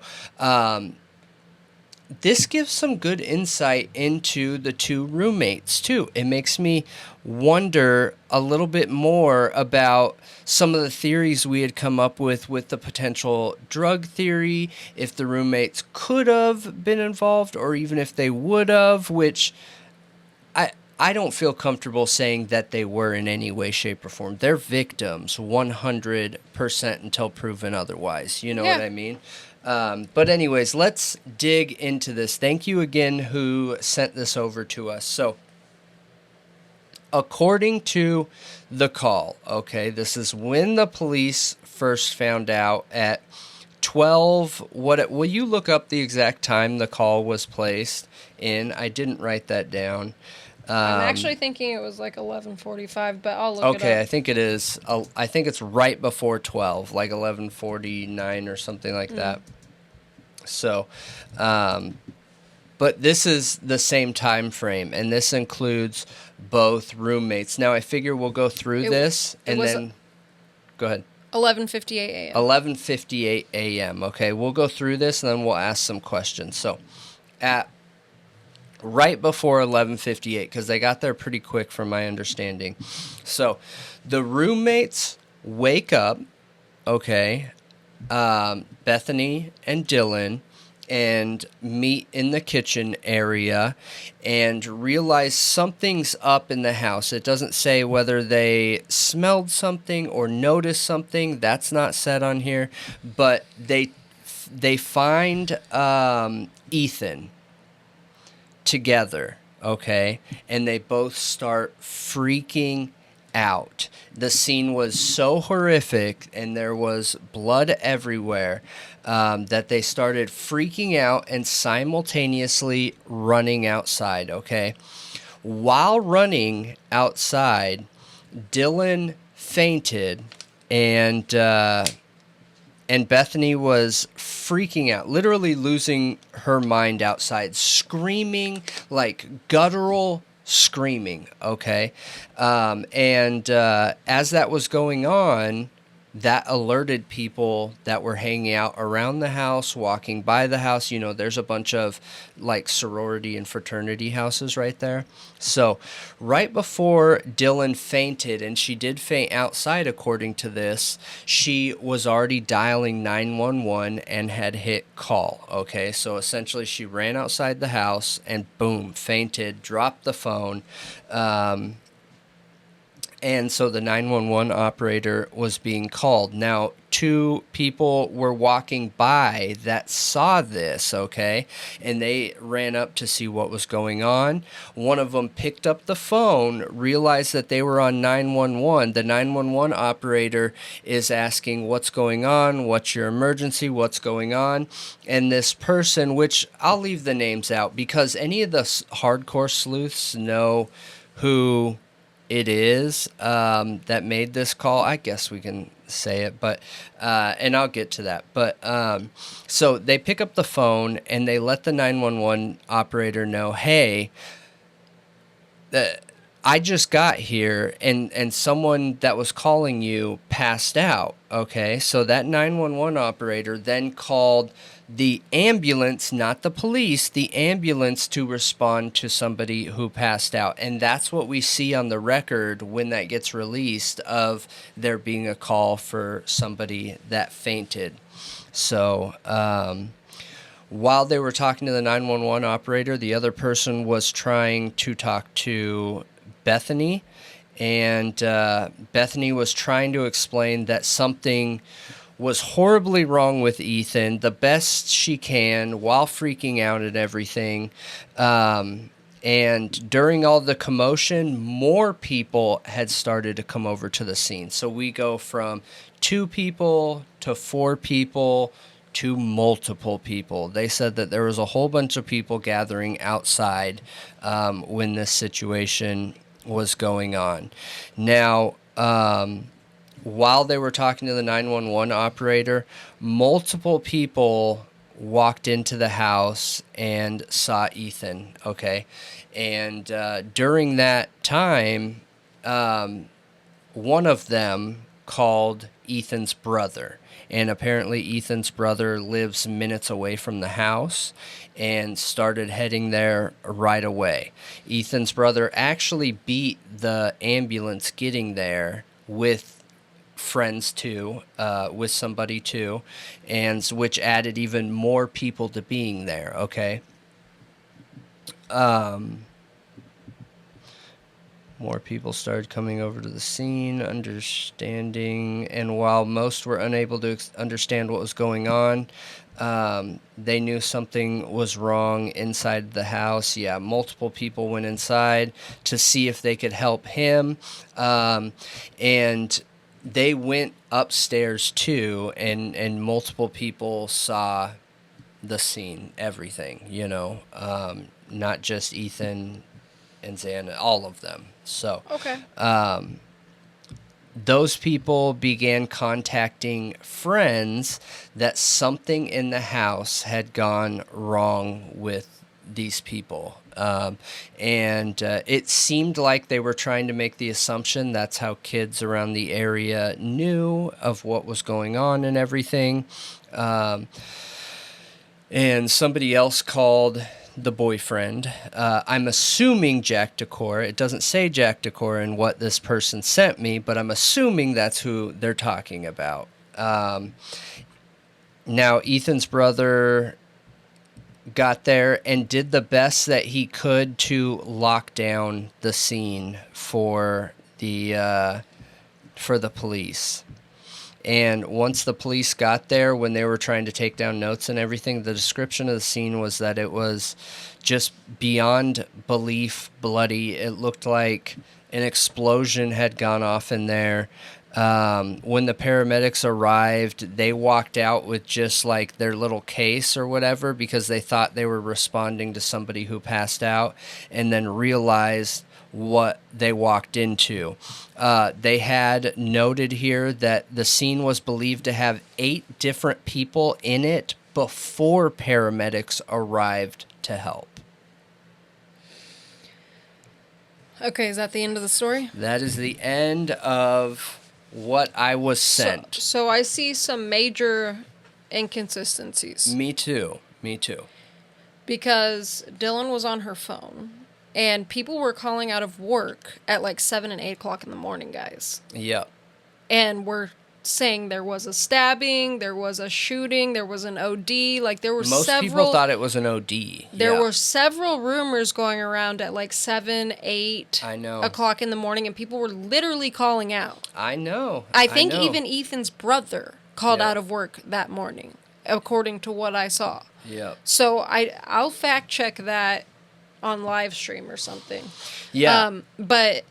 But that's what I've heard, is that they were all calling out of work. People were talking about this super early in the morning. We have police officially said Dylan did not call 911.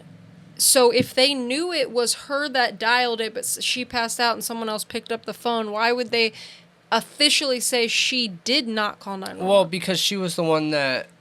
She wasn't the one talking to them. If any part makes sense, I feel like that part makes sense of it. And I have heard an alternative to this story. Okay, well, share it.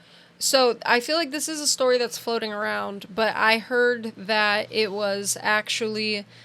I've heard people say it was Ethan's twin brother, and then I've heard people say it was a friend of Ethan's. Okay, so do you know why? Why? Because there are 2 hunters in this story. Both of them were on the scene. One of them is Ethan's best friend, and one of them's Ethan's brother.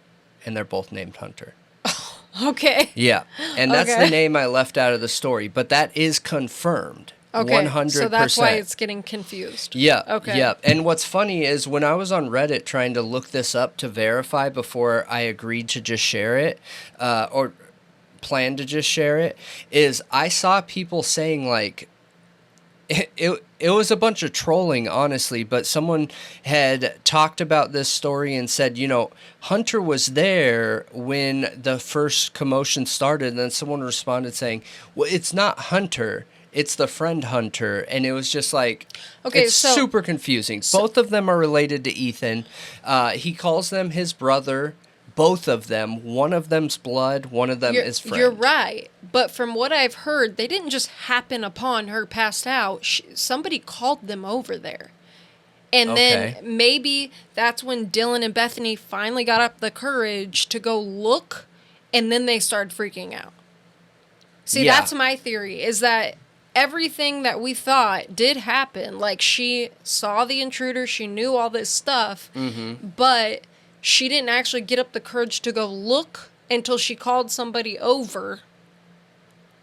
Yeah. And then they freaked out and she passed out. And then... So... I think the whole passing out thing totally makes sense. Yeah. I think most of this is true. And I had the same questions there too. Because... And here, I'll just give my questions first. So... how did they meet in the kitchen at the same time? Yeah, that's weird. They were both supposedly asleep, and what, they just happened to wake up at the same exact time to meet in the kitchen and go looking? Or were they texting each other? Or were they texting each other and... Or in the morning. And were terrified to do anything, to move. They had no idea what was going on. The dog could have still been barking every so often. Like, they could have still heard noises and been really scared. Really, really, really, really scared, okay? And not knowing if someone was still in the house, they could have been hiding in a dang closet. that whole time. You know what I mean? Texting each other like, should we come out? Should we do this? Should we do that? It doesn't change why 911 wasn't called immediately if you felt like your life was threatened. That's a big question I have. Because let's just assume they were both hiding in their closets. Why didn't you call 911? If you're in a position where you feel like you need to hide in your closet, just call 911. An officer doesn't come out here and say, oh, you shouldn't have called 911. Let me write you a ticket because you were scared for your life. Like, that doesn't happen. So why was a 911 called? Why were you afraid to call 911? Yes, exactly. So what's that fear? So you know what I just thought of? I'm so curious. I'm going to have to look this up. We're going to have to look this up on stream. Because we can't just pull it up all now right here because this wasn't planned. But I have seen people talk about the layout. Where was her room in relation? Because she's on the bottom floor. Bethany is. Okay, but Dylan. Dylan's on the second floor. Okay, but is she on the same floor as Maddie and Kaylee? Yes. So she's on the same floor. Yes. Okay, so I'm just wondering if any bedrooms are underneath each other, like, you know, this is... Here's my understanding, okay? There is, there's the bedroom at the bottom floor, there's the second level, which is the one we see from all the footage with the kitchen, the room, and the stairs, okay? And Dylan's room was right by those stairs, and then... There's another room on that level and then a room above. Or maybe it's two rooms above. I don't remember. I think there was one vacant room. See, I think Dylan's on the middle ground floor. So there's an underneath floor. Yes, that's where Bethany is. Yeah, that's where Bethany is the underneath, like, floor. And yeah, then it has there's its the own middle entrance. You can see it in the body cam footage. Then there's the middle where I assumed Dylan was. And then... Ethan and Xana are on that floor with Dylan too, I think. And then just Kaylee and Maddie are upstairs. Correct. Correct. And there was one room that was vacant from my understanding in that house. Okay, so I'm wondering, is Dylan's bedroom underneath Xana or not Xana, Kaylee or Maddie's room? I don't know. Because if there was that much blood, and it seeped down the foundation of the house, could she have thought, oh, you know, that was scary, but maybe it was nothing, and did lay down and try to relax and saw that guy and thought maybe he was just partying here. And then in the morning, she looks up and sees blood seeping through the ceiling. So... And that's what prompted her to, like, text Bethany and be like, dude, there's blood. And then they go out and meet, and then they find him, and then they pass out. Like, I'm just thinking how else this could be explained without them actually being the afraid. Bad guys. Yeah. Yep. No, I like, she sees evidence without even going out there, like, oh, something happened, and I'm scared, so how do I meet? Like, you know what I mean? Like, they go look together at this point.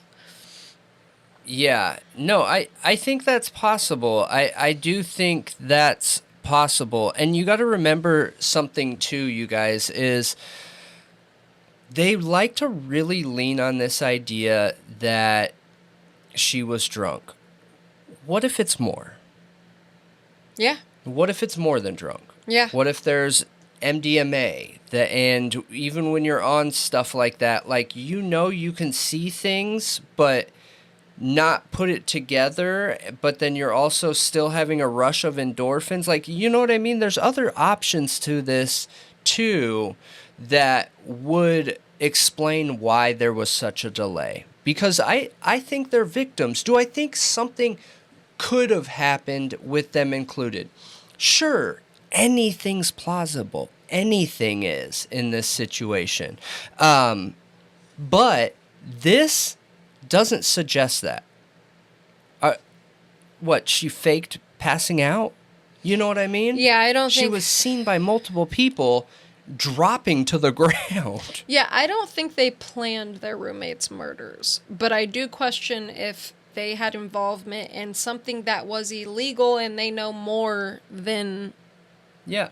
They know more, and they were afraid to call the police for some reason. I do question that.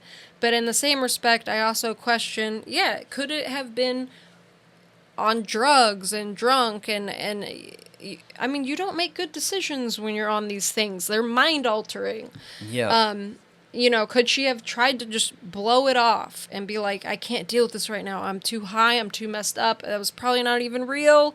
You know what I mean? I agree. And, I think that's then a good in the morning possibility. come to and be like, okay, something happened last night.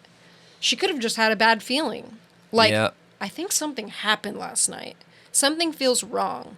Because I got to be honest, I've been in that position myself. I have partied a lot and, like, been in those situations where I wake up and I'm like, something bad happened last night. Yeah. I don't know what it is. Yeah, I agree. But part of the reason why I wanted to bring this out, too, is because it's important to us to get the facts and not jump on conspiracy. And there's a lot of people out there that still like to point fingers at these two for being in the house when this happened. And it's important when you're being unbiased to look at both sides of the coin, Yeah. okay? Do I think it's plausible that they could have been involved in something that could have over time led to this situation, like dope and stuff like that? Sure. They're in college. Like, you're not being logical if you're pretending like almost every college kid doesn't have interactions with drugs. Yeah, they're partying. They're by a fraternity house. Like, you know. Yeah, this is they like have frat friends, row. They have friends in frat houses. They totally party.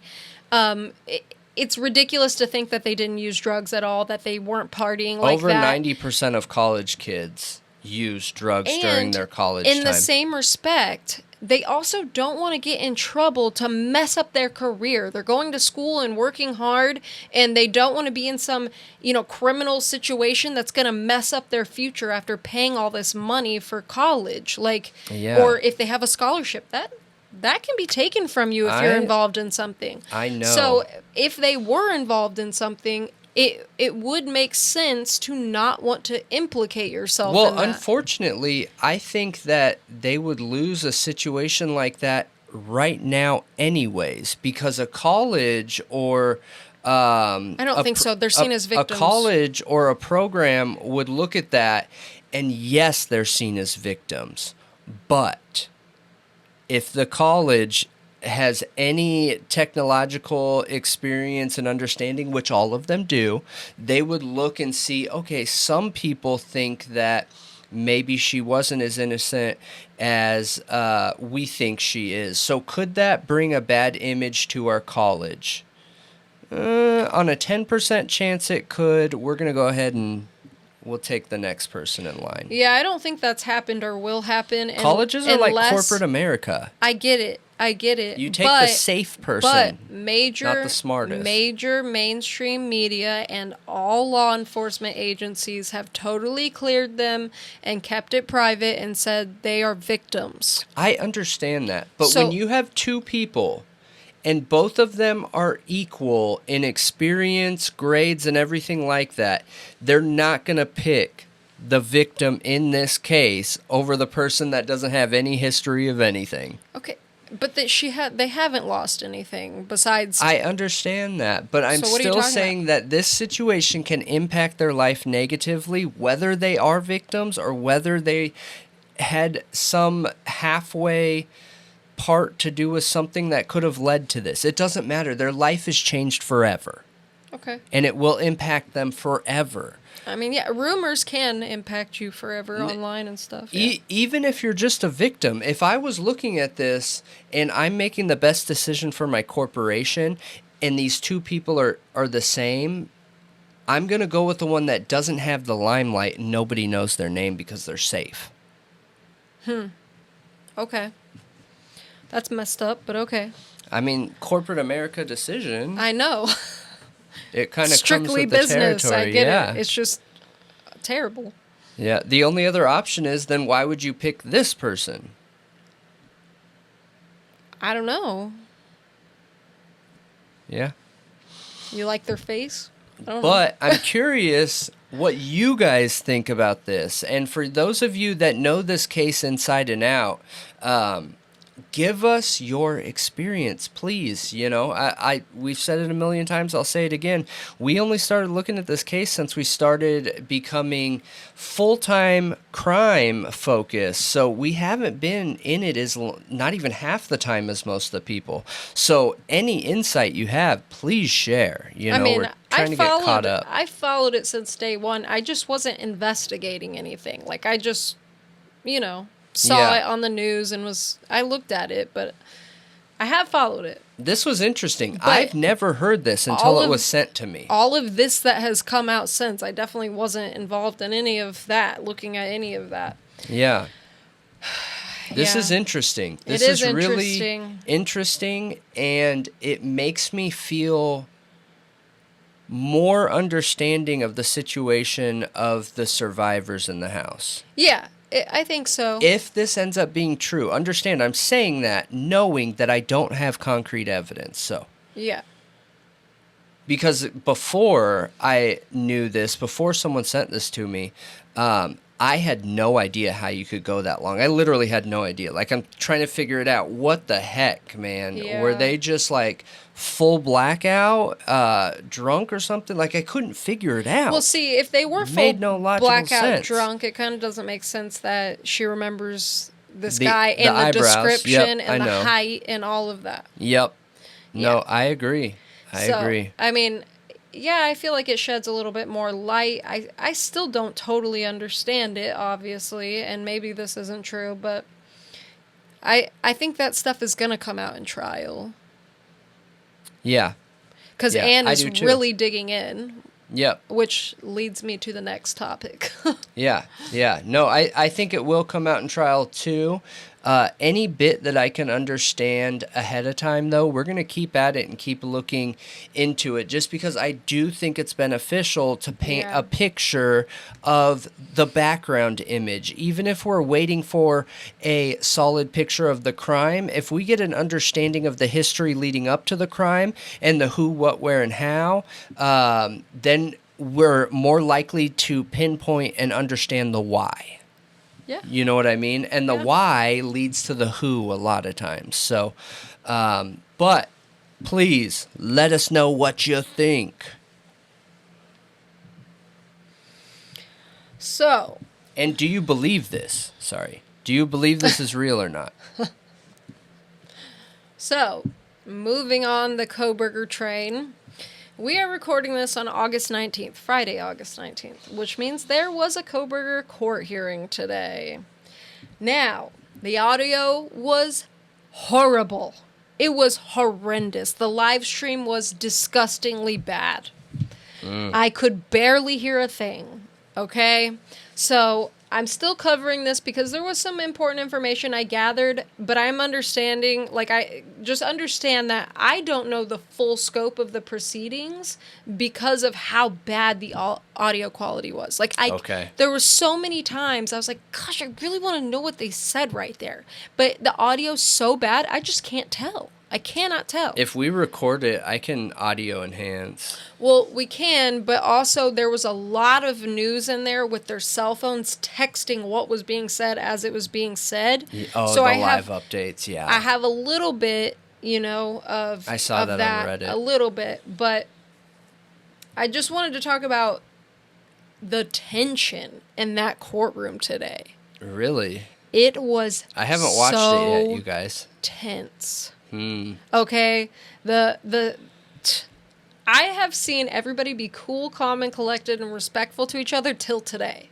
Really? Yeah. And we felt that in the documents. That's funny because there was a couple times where we were on live stream and we were like, I feel like the way they're talking to each other is starting to change here. Yeah. Like, people are getting fed up. Yes. But then what's funny is you hear lawyers on YouTube, like, judging it, and they're like, oh, everything seems normal. I can tell the way they're using the words and how they're saying it and describing what's going on has changed. Yeah, so, they put things in there that didn't need to be put in there. No. And the way they were wording it, it just sounded very tense. It just sounded like there was a lot of frustration going on.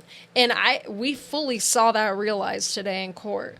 So what this court hearing was about, okay, from the state was the motion for protective order, motion to reconsider the order staying the time for a speedy trial, state's motion for a scheduling order, which is basically because the trial is coming up in October, they are wanting like a schedule for like witness lists, exhibit lists, expert reports, depositions, like all of these lists that they need to have by that time. They want a deadline for it, essentially. Yep. And that's fair. This is all from the state. This is what their documents were that were being covered. And also motion to compel notice of defense alibi.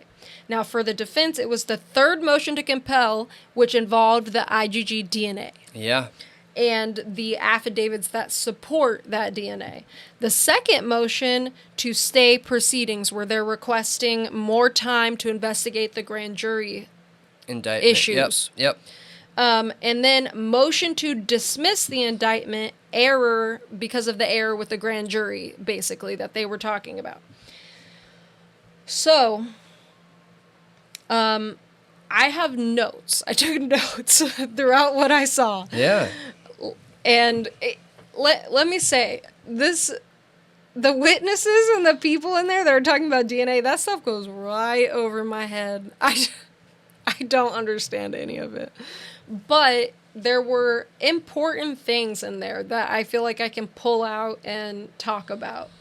So I wanted to talk about, so they had, from what I saw, they had this guy, which I had the witnesses wrote down. So yeah, it was Vicka Barlow, Steve Mercer, which is a BA in the DNA world. He is a defense attorney who has studied DNA extensively. Like, he was involved in some case. He explains it in the court proceedings, like how he got into it and all of his credentials and how, like, he's very involved in it. Yeah. Very much. Like, in the creation of it, it seems like the way it's changing court now with this touch DNA. He's super involved in it. So, testimony from him, Gabriela Vargas, and also I think Leah Larkin was there. Now, so they're all there to talk about the DNA and why it's important that the defense gets all of the relevant information, how this DNA was processed, how it was obtained, every detail. And I feel like Steve Mercer's testimony was the most important in my opinion, because he talks about why it's important, and he makes a statement here saying that the knife sheath DNA was tested twice and the defense should know the details of this testing so they can challenge it if necessary. Minimum practice standard is that an attorney must obtain discovery of scientific testing, particularly in a capital case regarding trace DNA. It's crucial to get that discovery because it informs the scope of testing and which experts to hire on defense side to evaluate what's done. So basically, they don't know what experts to hire. They don't know how to refute this evidence. They don't know what to do with it if they don't have it. They can't build a defense. They can't hire the right experts to refute it if they don't know what it is. Yeah, and remember, too, one of the things that we talked about, you guys, on one of our recent videos is how they do the essentially online sleuthing through Google to make connections in these profile DNA trees. Mm-hmm. Yep. So he said... Human error. I know. It's kind of ridiculous. So he said... So for the defense side to evaluate what was done, without discovery of the testing database, searches and family tree build... the tree build out, the attorney can't investigate it. Thus, the attorney's not complying with their duty to investigate in a capital case. We need this to determine what experts we need. Yeah. So he's basically saying Ann Taylor can't do her job as a defense attorney. She's not doing her duty if the state doesn't give her this information. And he goes through a lot of information about DNA and all the relevant stuff that I don't understand. But this is all because the state is strict. The motion for protective order that I mentioned, that was the first one I mentioned on the states. they are absolutely refusing, saying this is not relevant information, that we will not give it to the defense. We don't want it given to the defense, and they want it protected. They want that information protected and to never come out. What? That's what it is. They don't want to give it to Ann Taylor. So at the beginning of this, let's back up to the way this started today, okay? The energy in the courtroom. The judge begins, okay? They all sit down, and I think Kohberger, like, looked over and smiled or something like that. I feel like he does that almost intentionally. But the judge begins by announcing that, like, what they're covering and that they're going to have some witness testimony from the defense. So he names all those motions and then the witnesses. So it's the woman on the prosecuting side. I can't figure out her name because the audio's so bad. I don't even know what her name is. But it sounded like Bodie or something, or Beatty. Okay. She has, like, it's her. I think her first name's Ingrid, but she interrupts and says that she has some housekeeping matters. Like, basically, she's objecting to the witnesses, and she said it's improper to have these lawyers on this this defense lawyers testify on this case, and that they're being ambushed with Vargas, the other witness, because they have no way to vet her at all, and that they just received, like, the documents on her yesterday and they have no time to do anything. And they also said that Ann Taylor is a reputable, like, has a really good, I'm paraphrasing, she has a legacy. Like, she's a good lawyer. Like, she has good reputation. So anything that these expert witnesses can testify to, she can consult them and then tell us. She can come in and testify that herself and argue that herself. We don't need the expert witnesses. She can talk to them on her own time and then come in here and argue those points. What? Yeah. It felt so shady to me that the judge is like, okay, Ann, like, get your witnesses. And she's like, I have an objection. You know, none of these witnesses can testify today is basically what she said. None of them. Not a single one, but I think she was okay with Leah Larkin. Oh. And Ann responds, and she's like, they just traveled from, like, far away, and we're just gonna, like, turn them away, you know? Like, well, that's not even what's important.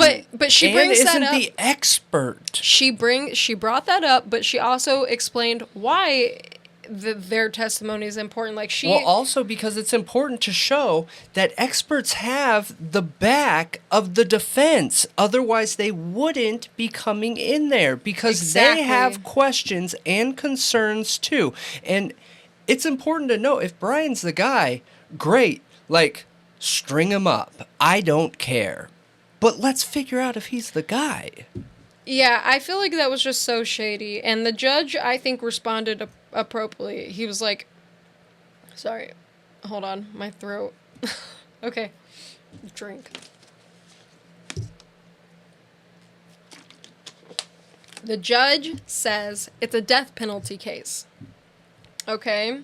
That it is relevant, and that later on, like, if there's an appeal or something, they need these expert testimonies for the record. Like, so I feel like he did a good job, and I think he sees what's going on. Like, because I saw him respond when there was tension, very calm, and, like, putting them in check at the same time. So far, I think this judge has done a good job, you guys. Some people have talked major trash on this judge and said that, you know, he's been favoring the prosecution and everything. I don't think so. I don't think so, because the judge, okay, if there's anyone in the world that's allowed to look at the defense, the person the defense is defending, and treat him as if he's guilty, it's the judge. The judge has to make the decision between the state and a potentially guilty party. It is not the judge's job to look at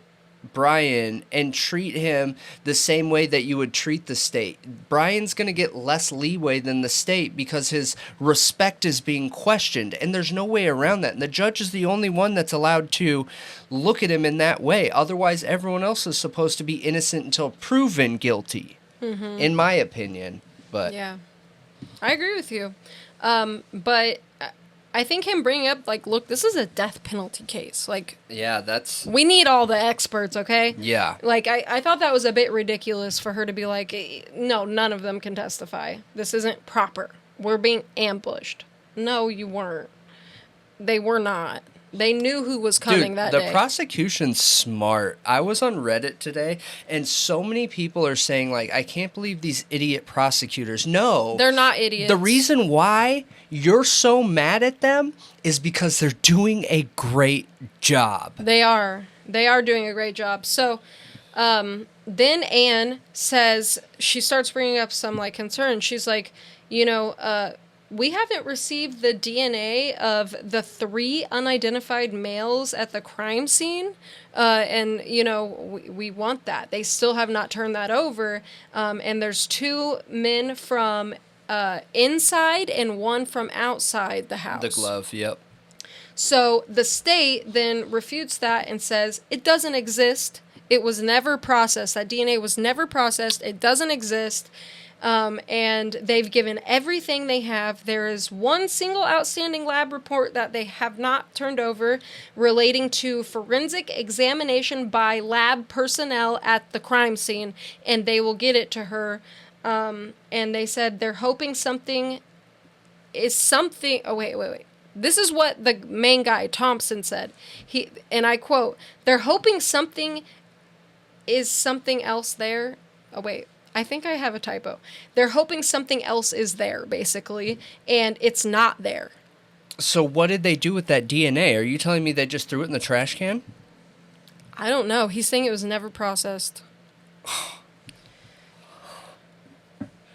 So he's all angry, and he's like, they're hoping to find something here that isn't here, that doesn't exist. Okay. So Anne then said, what? That's like asking everyone to say, look, tell me what this puzzle picture is with only the edge pieces. Yeah.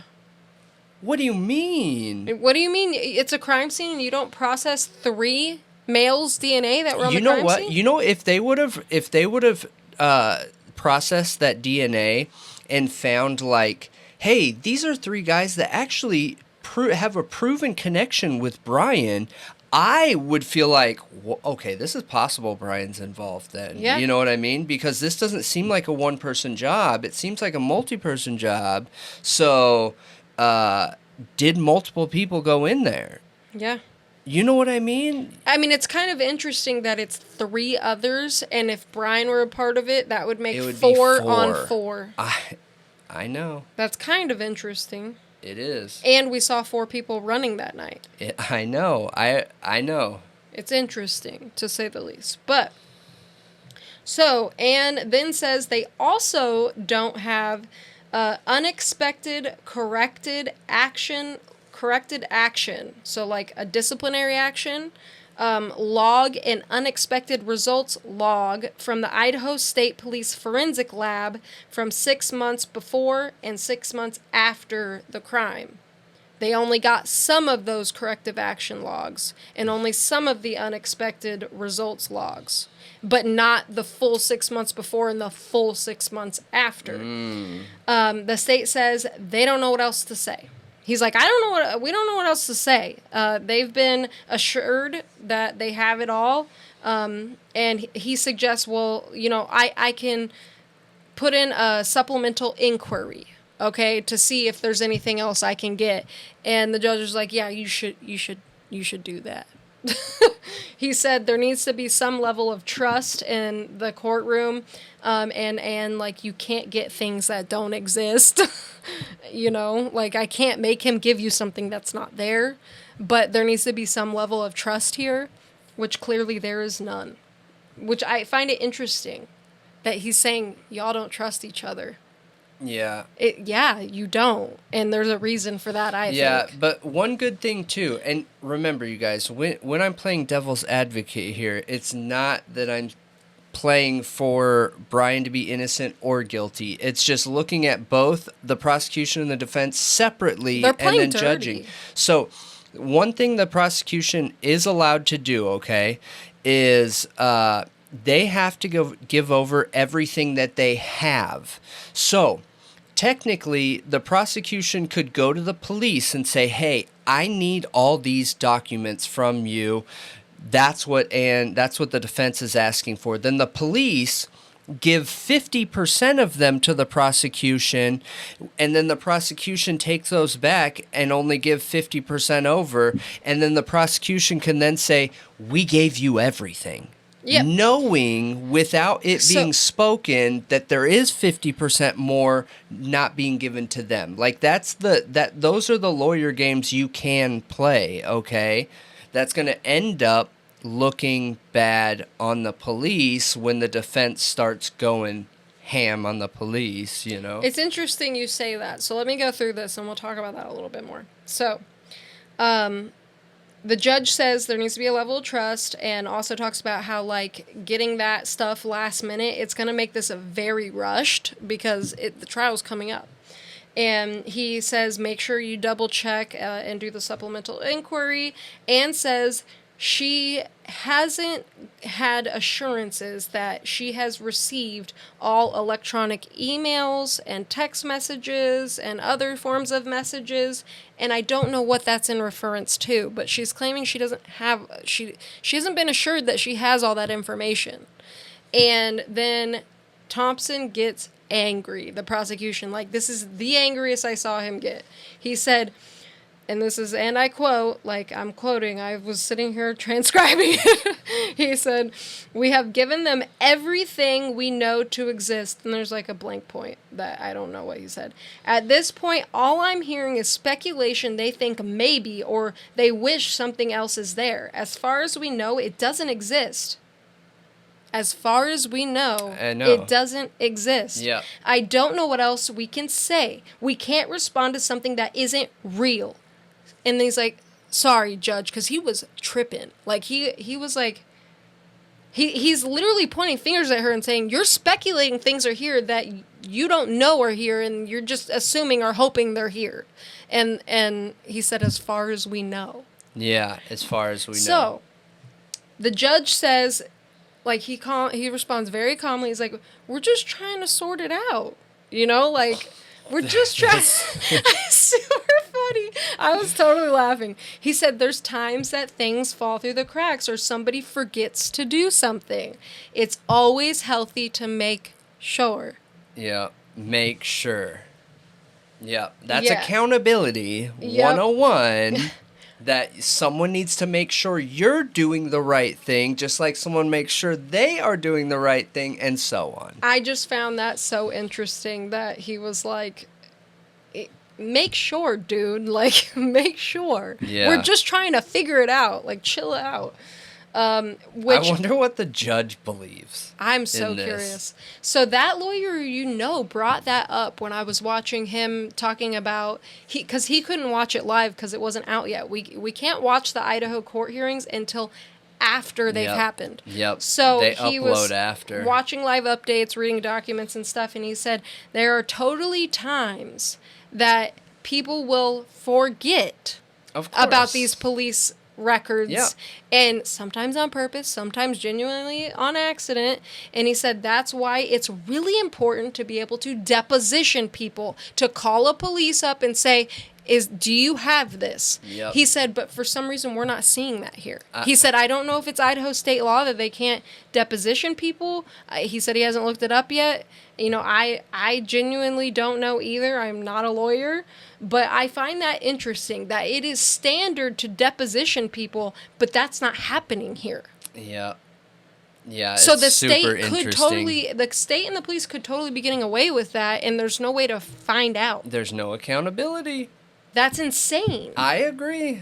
I know. So the police could have tons of other evidence linking somebody totally different, and we would never, ever know because the state says, Because the police is allowed And they to can't- say we gave you everything, and they're holding back something. Yeah. I know. There's no oversight. No, there isn't. There's missing oversight here. There is. And again, it doesn't have to do with Bryan being innocent or Bryan being guilty. But when I see stuff like this, it makes me wonder how many cases have gone through the cracks where there's no oversight. Like, okay, that one, the doctor case where it looked like the Dr. police. Moore. It looked like the police set Dr. Moore up. What if that's not what it was? What if it's a lack of oversight and you just have two idiot cops that didn't have enough oversight to manage them correctly? Yeah. I mean, it doesn't read that way, but I'm just saying anything's plausible, right? It could just be a lack of oversight here. Yeah, you know that the defense asked for that DNA discovery May 3rd, and it's been over 4 months. Yeah. That's why they're doing this hearing. I know. They're like, and the state's still trying to hold it back and put a protective order on it. That's crazy. That's insane. That's just crazy. Yep. So one more thing I want to bring up is when I was like looking at all this, I came across, because that lawyer suggested Andrea Burkhart, and I went and watched a video where she read through one of the documents, and she said something that struck me. She said, you know how like it came out that the DNA on the knife sheath was only supposed to be used for probable cause, and that it wasn't ever supposed to be like brought up in court? They were like, look, we're not gonna bring this up in like court or the trial. It's not gonna be used as evidence. It's just probable cause. Mm-hmm. So she said that the only reason to do something like that is criminal activity, because that's the only thing that can invalidate a search warrant. Mm-hmm. Is them proving that. So yep. I was like,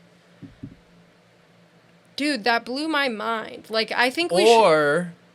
Or it's touch DNA, and they understand the unreliability. They use of touch DNA in freaking court all the time now, from what I'm seeing. Mercer is talking about it in this. Like, yes, with correlating. It's the way. With correlating evidence to just bring it home. There's a reason why most of the world doesn't use touch DNA. There's a reason why the military courts don't use touch DNA. I agree with you. I just thought it was interesting that she was talking about that, and really the only reason to do something like that is to hide something. I understand that. I get it. I hear it and everything. But after learning just how unreliable touch DNA is, if I was trying to land it home and I knew for a fact that I had all this other evidence, I might leave the touch DNA out too, because that is something that a defense can focus on and exploit. I see what you're saying. Most courts don't allow touch DNA in it, you guys. Yeah, I see what you're saying. But it was interesting. It was really tense. I feel like they're like going at each other's throats at this point. I can't wait to watch it. Yeah. Because somebody was telling me the other day on comments, I haven't verified this, don't hate me if I'm wrong, but somebody in comments said that Ann Taylor has actually asked for an ex parte twice now. One for her to meet privately with the judge without the prosecution, and one for Bryan to meet privately with the judge without the prosecution. Interesting. I didn't know that. Yeah. So, one other thing is the judge did deny the motion to stay. Okay. To extend the time for them. And for them to look into the grand jury. I think the grand jury is not going to end up... I get why she's trying to go after it, but I don't think it would have ever worked, to be honest. Overturning the grand jury indictment. Not with that evidence. Yeah. Not with that evidence. Mm-hmm. But I do think that we're going to get a motion to stay.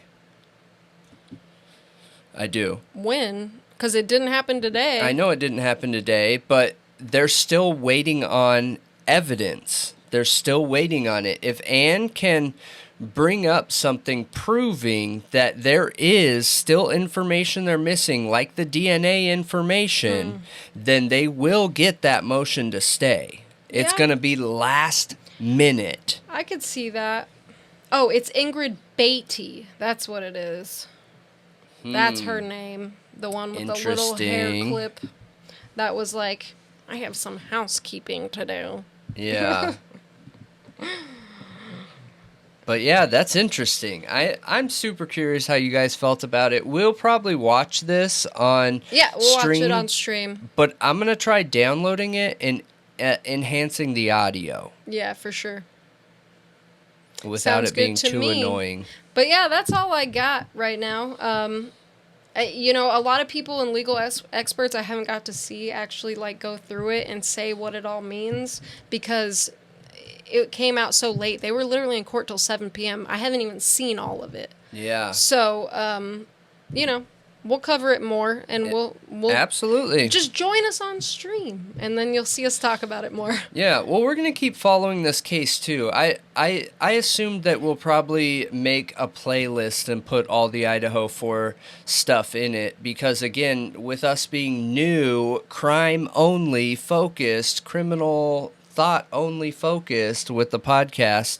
I'm sure there will be more cases like this in the future, but this just happens to be the first one that we're really digging into with each piece of evidence one by one, going through cell tower, going through car, what the prosecution claims is like the heavy hitter slam dunk stuff, the case hearings and all of that, and now you get 911 call and the court meeting, hearing.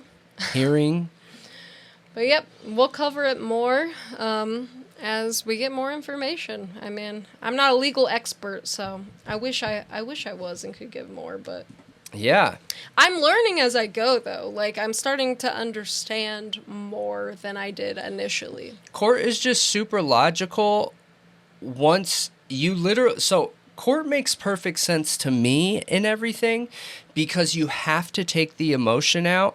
You have to look at it like a sociopath would. That's not even the problem for me. The problem is the language, the lawyer language. Like, I have to learn that. Yeah. There's just certain areas where I can tell you don't pick up on it because, okay, you have to automatically assume everyone's lying in court, always, because everyone's going for what they want, and they're going to do whatever they take to get it without lying to each other. But everything else can be lied about except lying to each other. It's really a weird situation. But I don't know, that's kind of how sociopaths work, you know? They take advantage of all situations to benefit themselves. But yeah. Anyways. That's it. That's a wrap. Thank you for watching. Rioters, I think is the new name dubbed by the chat. Is it? Yeah. Okay. Rioters, that's what they keep calling it. Yes, rioters. Rioters. I like that. Yep. It makes sense. You can pull your thinking hat off now and put it away, and we'll go Thought Riot another day. Yep. No, it's a Thought Riot every day. It is a Thought Riot every day. I like thinking every day. You know, it's super funny. I like thinking every day. Really? Like deep thought, though. I've met a lot of people in my life that don't like obsessive thinking. Like that's what I do to calm down. Like if I'm having a really stressful day, I could literally sit in the dark with nothing on and just like go into my head. And that will calm me down. It'll mellow me out. But, I really want to create a community where people feel comfortable, like, having alternate theories or opposing theories to what the general consensus is in our comments. But every time somebody has an opposing theory, they come off so harsh, over the top, like trying to be offensive. Like, come on, dude. That is not how you use your brain. If you want to give a realistic opposing theory, just be clear, open, honest, and explain why. You know what I mean? Mm-hmm. It's scientific method. Explain your case. If it makes sense, I'll be on board always. So yeah, I agree. But yeah. So, you guys, you rioters, make sure... If you watch the full podcast, you're my favorite. Yes, absolutely. But if you haven't, make sure you hit that like, make sure you hit that subscribe, make sure you come check out our live stream and hit the alert button. I know everyone's been saying it hasn't been working for our live streams and when videos come out, but from the research I've done, it happens to all the content creators and everybody who wants alerts. So try hitting unalert and re-alert and do it on your cell phone and your computer if you're using both, or on a tablet, whatever. Make sure all of them have it on there. Yeah, because your notifications from like your actual device settings, that could be off and blocking it for sure. Yeah. Absolutely. But make sure you hop on our Discord. Our Discord's slowly starting to grow. And if you're one of the people that you want to be able to call in on our live stream, I think we're going to be able to do it through Discord and keep our current OBS. The current OBS is working better than it has, but that's probably the direction we'll go. You can hook a number up to Discord. So in order to be able to use that and call in and talk with us through some stuff, you got to be able to get on Discord. So here is the invite, and check out our Twitter, TikTok, streamlabs.com/ThoughtRiot podcast, and where all podcasts are available. Found everywhere. Yes. My name's Brendan. My name's Malia. This is Thought Riot, and we are out. Bye.